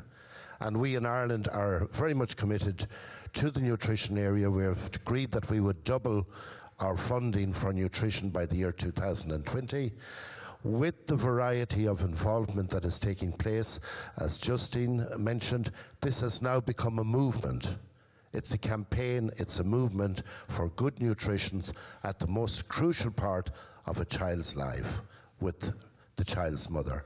So this is the opportunity, I think, for us all to reconnect, to recommit ourselves, and to give an enormous boost to what started a number of years ago and which can affect the lives of every child that is to be born in this world. Thank you. Thank you, Joe. Thank you all for recognising the Irish contribution. And now the United States government was a big partner in the 1,000 Days Partnership. Paul Weisenfeld's a special friend. Come, Paul, come. We've been working with him because he heads up Feed the Future in Nutrition. And I'll just let you into a secret. He's just got another job, and this is his last major public event before he moves to his new job. So as well as giving us a couple of remarks about the 1,000 Days Partnership, just give us your last thoughts. Thank you. Before he moves on to his new job. That was a bit not very clever. Thank you very much, David. Thank you, David, for your inspiring leadership of this movement. Thank you, Minister Costello. The United States has really been privileged to participate actively in the Sun movement. It's done so much to put nutrition on the global stage, and we're thrilled to be here at the Global Gathering in particular. All of us, the United States, other development partners, have made major commitments over the last several years to improving nutrition and food security at various events, at the World Health Assembly, through CAADP, the Comprehensive African Agriculture Development Program, through the 1,000 Day Partnership, which we're thrilled and proud to support jointly with the Irish government, and more recently through the Nutrition for Growth event in London and the Compact. And we've all signed up to major targets that we think are vitally important and committed significant resources. And what we look forward to, and what the Sun movement is really helping us do, is think through how do we use those resources in a coordinated way to strengthen capacity at the country level, to strengthen systems at the country level, to work together as development partners to have all of our resources work in alignment, and then to track our resources through a transparent way so that we can have real impact for results. And the last point I would make is not just the traditional development partners, kind of a key thing that we've seen in recent years that the Sun movement has helped propel is the involvement of civil society and the involvement of business. And we think it's particularly the involvement of those two additional groups that really portends for great results in the future, getting beyond the traditional development modes. So thank you again, David, for your leadership. Special thanks to you. And we're going to hear from civil society and business members of the lead group in just a second. But I want to give now a special thanks to the Children's Investment Fund Foundation, which came into Nutrition for Growth in a big way, thanks to the real drive and commitment of Jamie Cooper-Hoon, who's here, who's the president of CIF. Jamie, just give us a couple of words. Thank you. Sure. I'm sorry the First Lady left. Thank you. But I just wanted to share what was possibly the most inspiring part of the day on June 8th in the Nutrition for Growth event for me, which was a conversation with the Vice President and Minister of Competitiveness from Peru, who were both there. And they told me the story about how for years and years Peru was sure that if they could just get their economic development in place, that undernutrition would solve itself. And then they said it was like a light went on for the entire government, where they realized it was defeating undernutrition that would bring economic development.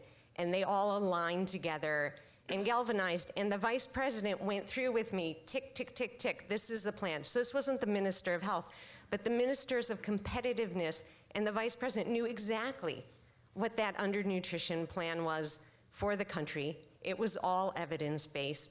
And for me, that was incredibly inspiring. And that is where CIF hopes to go with everybody from here, and particularly with Brazil, is there is so much in what made that light go off for Brazil and Peru that we can share. And it's that leadership, that indigenous ownership and leadership of this issue, and then, you know, hopefully CIF and others coming from behind to support the success. But that's where we want to be. Thank you, David. Thank you so much, Jamie. Thanks to CIF.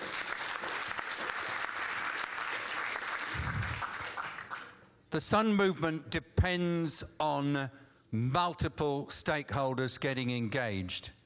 We have in the lead group a number of senior representatives from civil society organizations, and they've come together and would like to offer you a statement that they've prepared jointly that describes what it is that they believe matters. I would like them each to introduce themselves as they make their remarks, and that will enable them to contextualize them. I think, Tom, are you starting? Marie-Pierre, you're starting. Yes, I'm going to start, but it's going to be a joint statement to address you. So I'm Dr. Marie-Pierre Allier, the former president of Médecins Sans Frontières. So today we are pleased to address you during this, the opening of this global gathering of the Sun Movement. We stand by the reaffirmed commitment that civil society made back in June at the inaugural meeting of the Civil Society Network to work together to support, encourage, and enable the implementation of robust, successful, equitable, and sustainable actions and mobilize the necessary resources to scale up nutrition. Malnutrition is a result of the failure to realize people's basic human rights, and addressing it is a matter of justice. It is also a matter of saving lives. As overall child mortality levels continue to drop, the role that malnutrition plays increase. Malnutrition now underpins almost half of the 6.6 million deaths in children under 5. It is unacceptable that millions of children cannot fulfill their potential simply because they did not receive life-saving treatment for acute malnutrition or vitamin A supplementation, or because mothers are not supported to breastfeed, and simply because sanitation falls too short. Since we met here 1 year ago, we have made much progress. The Sun Movement has successfully brought the scourge of malnutrition to the attention of world leaders. 2013 has been a pivotal year, with events highlighting nutrition and its link to other global challenges, and with major commitments made through the Nutrition for Growth Compact. But we cannot afford to be complacent. Thank you, Marie-Pierre. Just before continuing the statement, to introduce myself, my name is Tom Arnold. I'm formerly the Chief Executive of Concern Worldwide, and now going forward, I'm going to be their Special Representative on Hunger. I currently chair the Convention on the Irish Constitution. So, to continue, as we focus on the road to Rio 2016 via the 2014 International Year of Family Farming and the post-2015 process, we have a collective responsibility to ensure important global and national commitments are reflected in future global development goals and translated into concrete, practical, and measurable actions on the ground. People should be placed at the center of policy making and solutions. empowering people and communities and giving them platforms to discuss their realities and solutions to undernutrition enables them to be convincing advocates for the policy solutions required. The 2013 Lancet publication reaffirmed that the 1,000 days between a woman's pregnancy and her child's second birthday is a crucial window of opportunity, and consolidated evidence on 10 effective nutrition-specific interventions, successful strategies, and required policies towards scaling up efforts. When the 1,000-day window closes, we have lost a golden opportunity to ensure nutritional health for young children, increasing the burden of disease and the likelihood of non-communicable diseases in adulthood. The economic consequences are grave, yet the potential for transformation is inspiring, particularly in countries where a baby boom means millions of children could be the entrepreneurs, teachers, and leaders of the future. Today, we must make a decision to invest in them. Jay.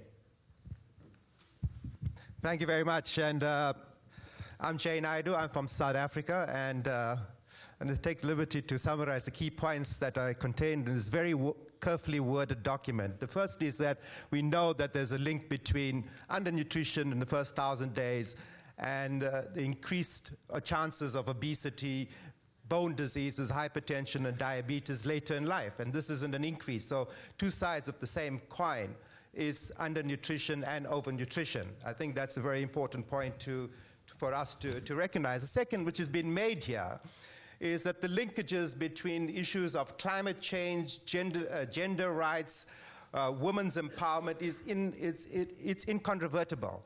We do know today that if we increase the rights, empowerment, and incomes of women, it'll have a dramatic change on the health and nutrition of their children. And I think the third point is that the transparency in the way budgets are used, in which money is used, and making sure that it has the maximum impact on solving the challenge of malnutrition. I think these are the three key points. And if I could close in saying that I've been part of movements my whole life. Movements don't come from places like this, and don't come from very carefully worded declarations. They're going to come when we take the intellectual capital that is in this room, the political commitment, and put it together in the multi-sectoral partnership that goes down to the ground. Because, having spent most of my life fighting for the freedom of Mandela and then the honor of serving in his cabinet, what he said is that fighting poverty is not an act of charity. It is an act of justice. And that's what we are discussing here today. And the face of poverty is the face of a stunted child. So I hope that the declaration will leave these very beautiful surroundings and get down into the trenches of the slums and the villages where malnutrition is a reality of day-to-day life.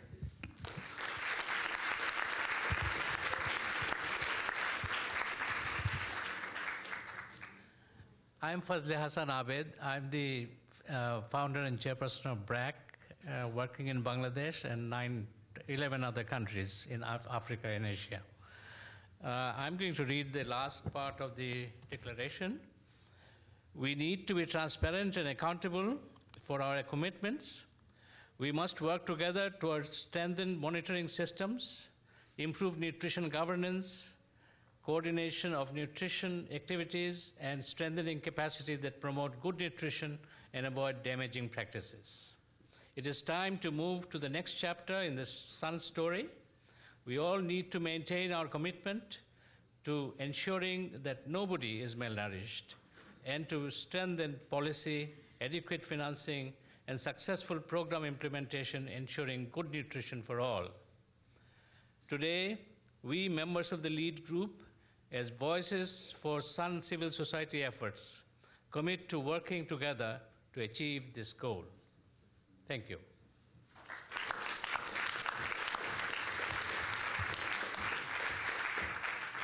Thank you very much indeed. That was a collective presentation from civil society members of the Sun Movement Lead Group. And now I would like to invite some of our business friends to make some remarks. And in particular, I'd like to go first to Vanita Bali, the Managing Director of Britannia Industries in India. And then I'd like to invite Feike Siebersma, the Chief Executive Officer of DSM. And if our colleague Antoine de Saint-Affrique of Unilever wishes to add, he is welcome to do so as well, because we have these three business leaders sitting here. Vanita, thank you. Thank you. Just wanted to say a few things. We've talked about civil society. I think the role of that business plays is equally important. And as I think about a movement, for a movement to be successful, it requires multiple stakeholders with a diversity of interests to align and unite against a common purpose. And I think nothing better than the whole purpose of eradicating undernutrition and malnutrition. I do believe that the private sector, working together with the development sector and more importantly the governments, can actually help create new models that help us to address this very, very critical factor that all of us are here to talk about and, more importantly, take action against. Specifically, as far as the private sector is concerned, it's about looking at large-scale food fortification. It's about new product development, complementary foods. But more importantly, it is about finding a business model that begins to make sense. As an example, and to make it real so that we're not just talking about theory, one of the insights that drove us to take action against the pervasive undernutrition and malnutrition in India, which impacts nearly half of India's children, and more importantly, when you look at iron deficiency anemia, it impacts 70% of school-going children in India. The model that we followed was really to say, if we can take this social reality and find a way of incorporating it into our business that would forever address at least part, if not the entire issue that we were confronting with. Now, we are in the business of selling bakery and dairy products. These are pervasively available. You can buy, consumers can buy a pack for as little as 10 cents.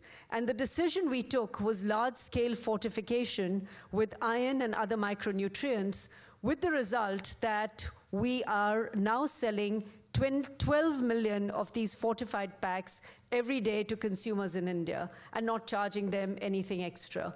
We've also done work basically to establish the bioavailability of these micronutrients together with NGOs and the government, and the results that we are finding are very, very encouraging. I do believe that when governments and private companies create a partnership of trust, credibility, and reliability, I think the impact of that partnership can be very, very significant in addressing the problem we are all here to talk about. Thank you. Oh, brilliant. Thank you very much. Wonderful. Feike, welcome. Royal DSM, tell us a little bit about your company and your work. Were you shocked? Were you shocked this morning when you heard the news? 3,000 women lost their child in the first couple of hours. Lives which we took away. Were you shocked hearing that a couple of hundred survived? They became stunted. And we couldn't take care of their first 1,000 days. So we took their full potential away. We? Did we do that? Yes, we. Why? Because we have the means to solve it. And if we have the means to solve it, we have the responsibility to solve it. That is why we're here. We can solve it. We need to solve it via independent scientific evidence on what we need to do around the first 1,000 days, around food fortification, and even the economic impact of food fortification. The tremendous unexploitment of agriculture, where much more can be gained. The impact of climate change. But not only via independent science, also via products and solutions we can develop, like we do in our company, being one of the biggest food ingredient companies in the world, supporting at this moment via WFP, GAIN and others, 16 million people in the world. I know it's a drop. I know we will double it in the coming years. compared with the 2 billion who need it. But still, it's only one single company who does that. If we work united, we can address this problem. It's our responsibility. And involvement of the private sector is therefore needed, and that's a fine line. We need to realize that our involvement should be there in first instance out of our responsibility. The economy was never developed to make money. The economy was developed as a means to live happy here with 7, later on 9 billion people. We should not forget that from the private sector. That does not take away that the best way to get out of hunger, out of poverty, is economic development. But here is a clear responsibility from the private sector. Companies need to understand that. So, support Sun is something which several companies, many companies, hundreds of companies in the world should do. I'm glad that already 30 companies signed up and supporting Sun. I see all kinds of initiatives like the G8 Nutrition for Growth, like AIM in Holland and other initiatives. Great initiatives, and I hope that they work also together in the Sun framework, that we are not diversing our impact, but combine it all together. United business, I call that. United from business to the world. Because you cannot be successful, you cannot even call yourself successful in a world that fails. Thank you. Thank you very much indeed, Feike. One of the companies that's been right at the centre of work on Sun and on nutrition, and which played a major role in Nutrition for Growth on June the 8th, is Unilever. Antoine de Saint-Affrique is the president of Foods for Unilever. Thank you, David. I'm gonna just very briefly echo the words of my colleagues. We as business have a fundamental role to play, and this is something that we as Unilever have been aware of. It's actually part of our genes. This is what we try to capture in our Sustainable Living Plan. This is what we are capturing with our engagement with Sun. We have a major role to play. I mean, the great news is Sun is a movement, and a movement is made to amplify and be amplified. The movement has started. It is unleashing the real power of a couple of things. Powers of partnership between the civil society, business, and the government. And we are only at the start of that. But also the power of thinking holistically of what the causes of undernutrition are. So tackling obviously the foods part, but tackling also the indirect causes. When you sell soap and soup, you're passionate obviously about fortification, you're fundamentally passionate about hand washing, because water and hygiene is also a fundamental element of that. So the movement is starting, the journey is only at its beginning. So we need to accelerate, we need to have more people joining, contributing to Sun, contributing also in their own home. I mean, driving nutrition through their workforce, driving good habits through their own company. Thank you very much indeed, Antoine. Thank you, Antoine. Partnership, very, very important part of it. Very key central feature. Thank you for stressing that and for the partnership that you have led in your company.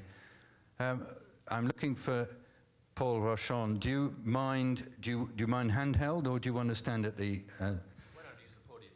Why not? Nobody else. So, Paul Rochon is one of the ministers for development cooperation in Canada, and we were delighted that he is able to just spend a moment or two focusing on Canada's support for the Scale-Up Nutrition movement. After Paul has spoken, I will invite one of the member of the lead group who represents a country that is a member of the Sun movement, just to say a word of thanks, and then we will close this opening session. Paul, you have the floor. Well, thank you very much. And let me just correct you, lest my minister find out. I'm actually the deputy minister. And deputy is best. No comment. Let me join others in just emphasizing just how much importance Canada puts on nutrition, both in terms of economic what it does for people's capacity to grow in life, but also, I think as our South African colleague mentioned, in terms of it being a fundamental element of justice and frankly, of human dignity. And from our perspective, this gathering comes at just the right time. It's a crucial opportunity for us to learn about what works, learn about what doesn't work, and to scale up as required. And you know, we think that there are fundamentally three areas that we should be focused on as we go forward in the Sun movement, and we're fundamentally committed to provide both a lot of resources and a lot of time into this movement. And the first is looking for cost savings intervention to basically focus fundamentally on the things that work and make a difference. The second priority is maximizing our impacts by strengthening mutual accountability and ensuring that countries are equipped to monitor and assess improvements. And we are committed to working with Sun and all the Sun countries to improve our ability to monitor nutrition. And the third, as others have also mentioned, is working with the private sector, because we think that the private sector is just a key enabler for making progress. So we think we're headed in the right direction. We think there's much to be proud about in the Sun movement. And together, by remaining accountable and innovative in our approach, we think there's much to be gained, and that will allow basically every person and every nation to reach its full potential. So thank you very much. This work? Yeah. So, Ibu Nina, I haven't really given you warning, but will you come with me and just help me to give a vote of thanks? Nahas, can you come as well, please?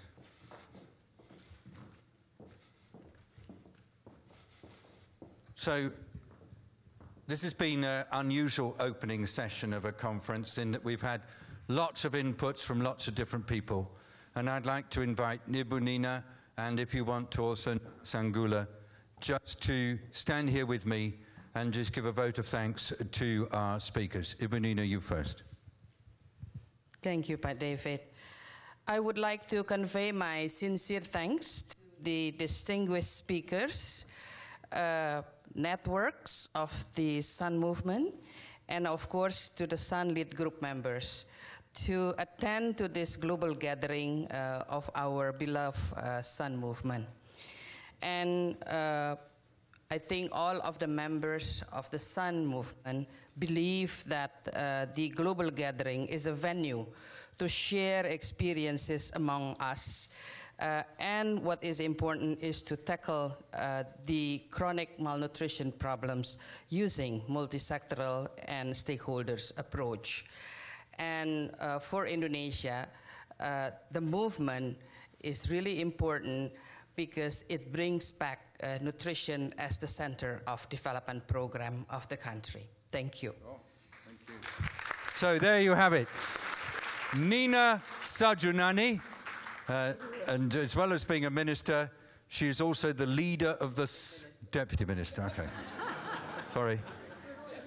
She's also the leader of the Sunners of Indonesia, several of whom are in here.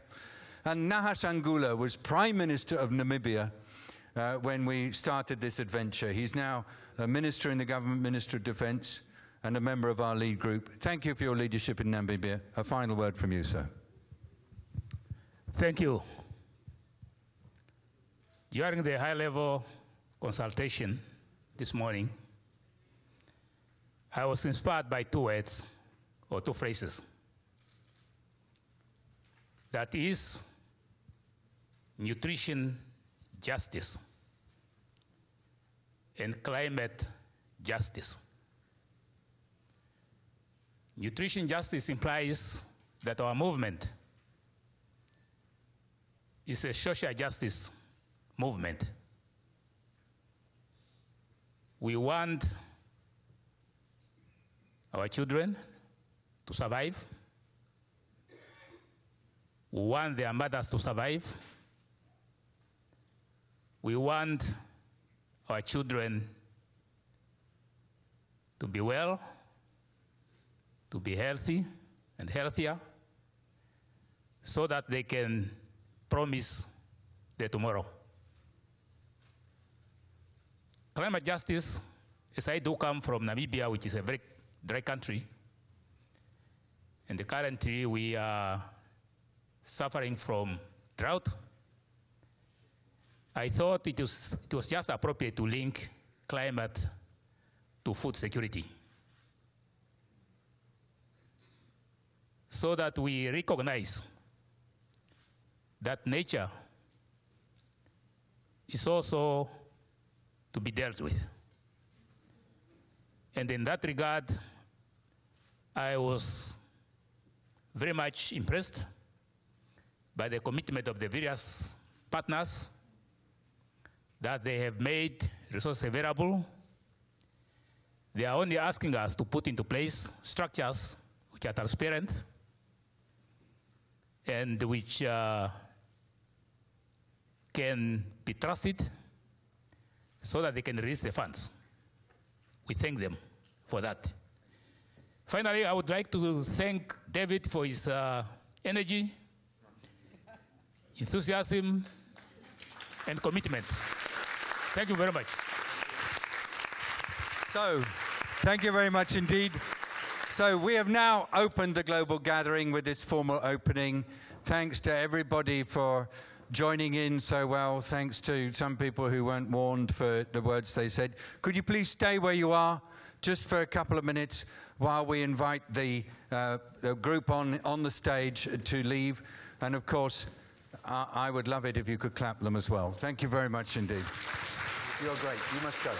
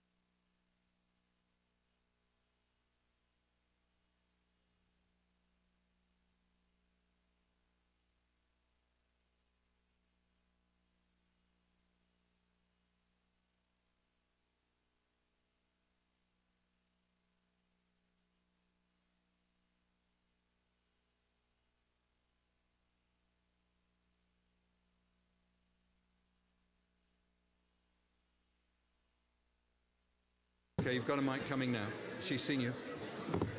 Hello, hello, hello, hello, hello. One, two, one, two. You're right. Away with this one. Okay, just ladies and gentlemen. Okay, the global gathering participants, Martin is going to make an announcement. Okay, just so you know what to do now, because there's a rather interesting choreography. So those of you who have a badge, on your badge will be printed the sessions that you're going to be participating in after lunch and the room that that session is going to be in. So can you please, because lunch will be served in the rooms, so please go to the room of your first session now, and there you'll get your lunch.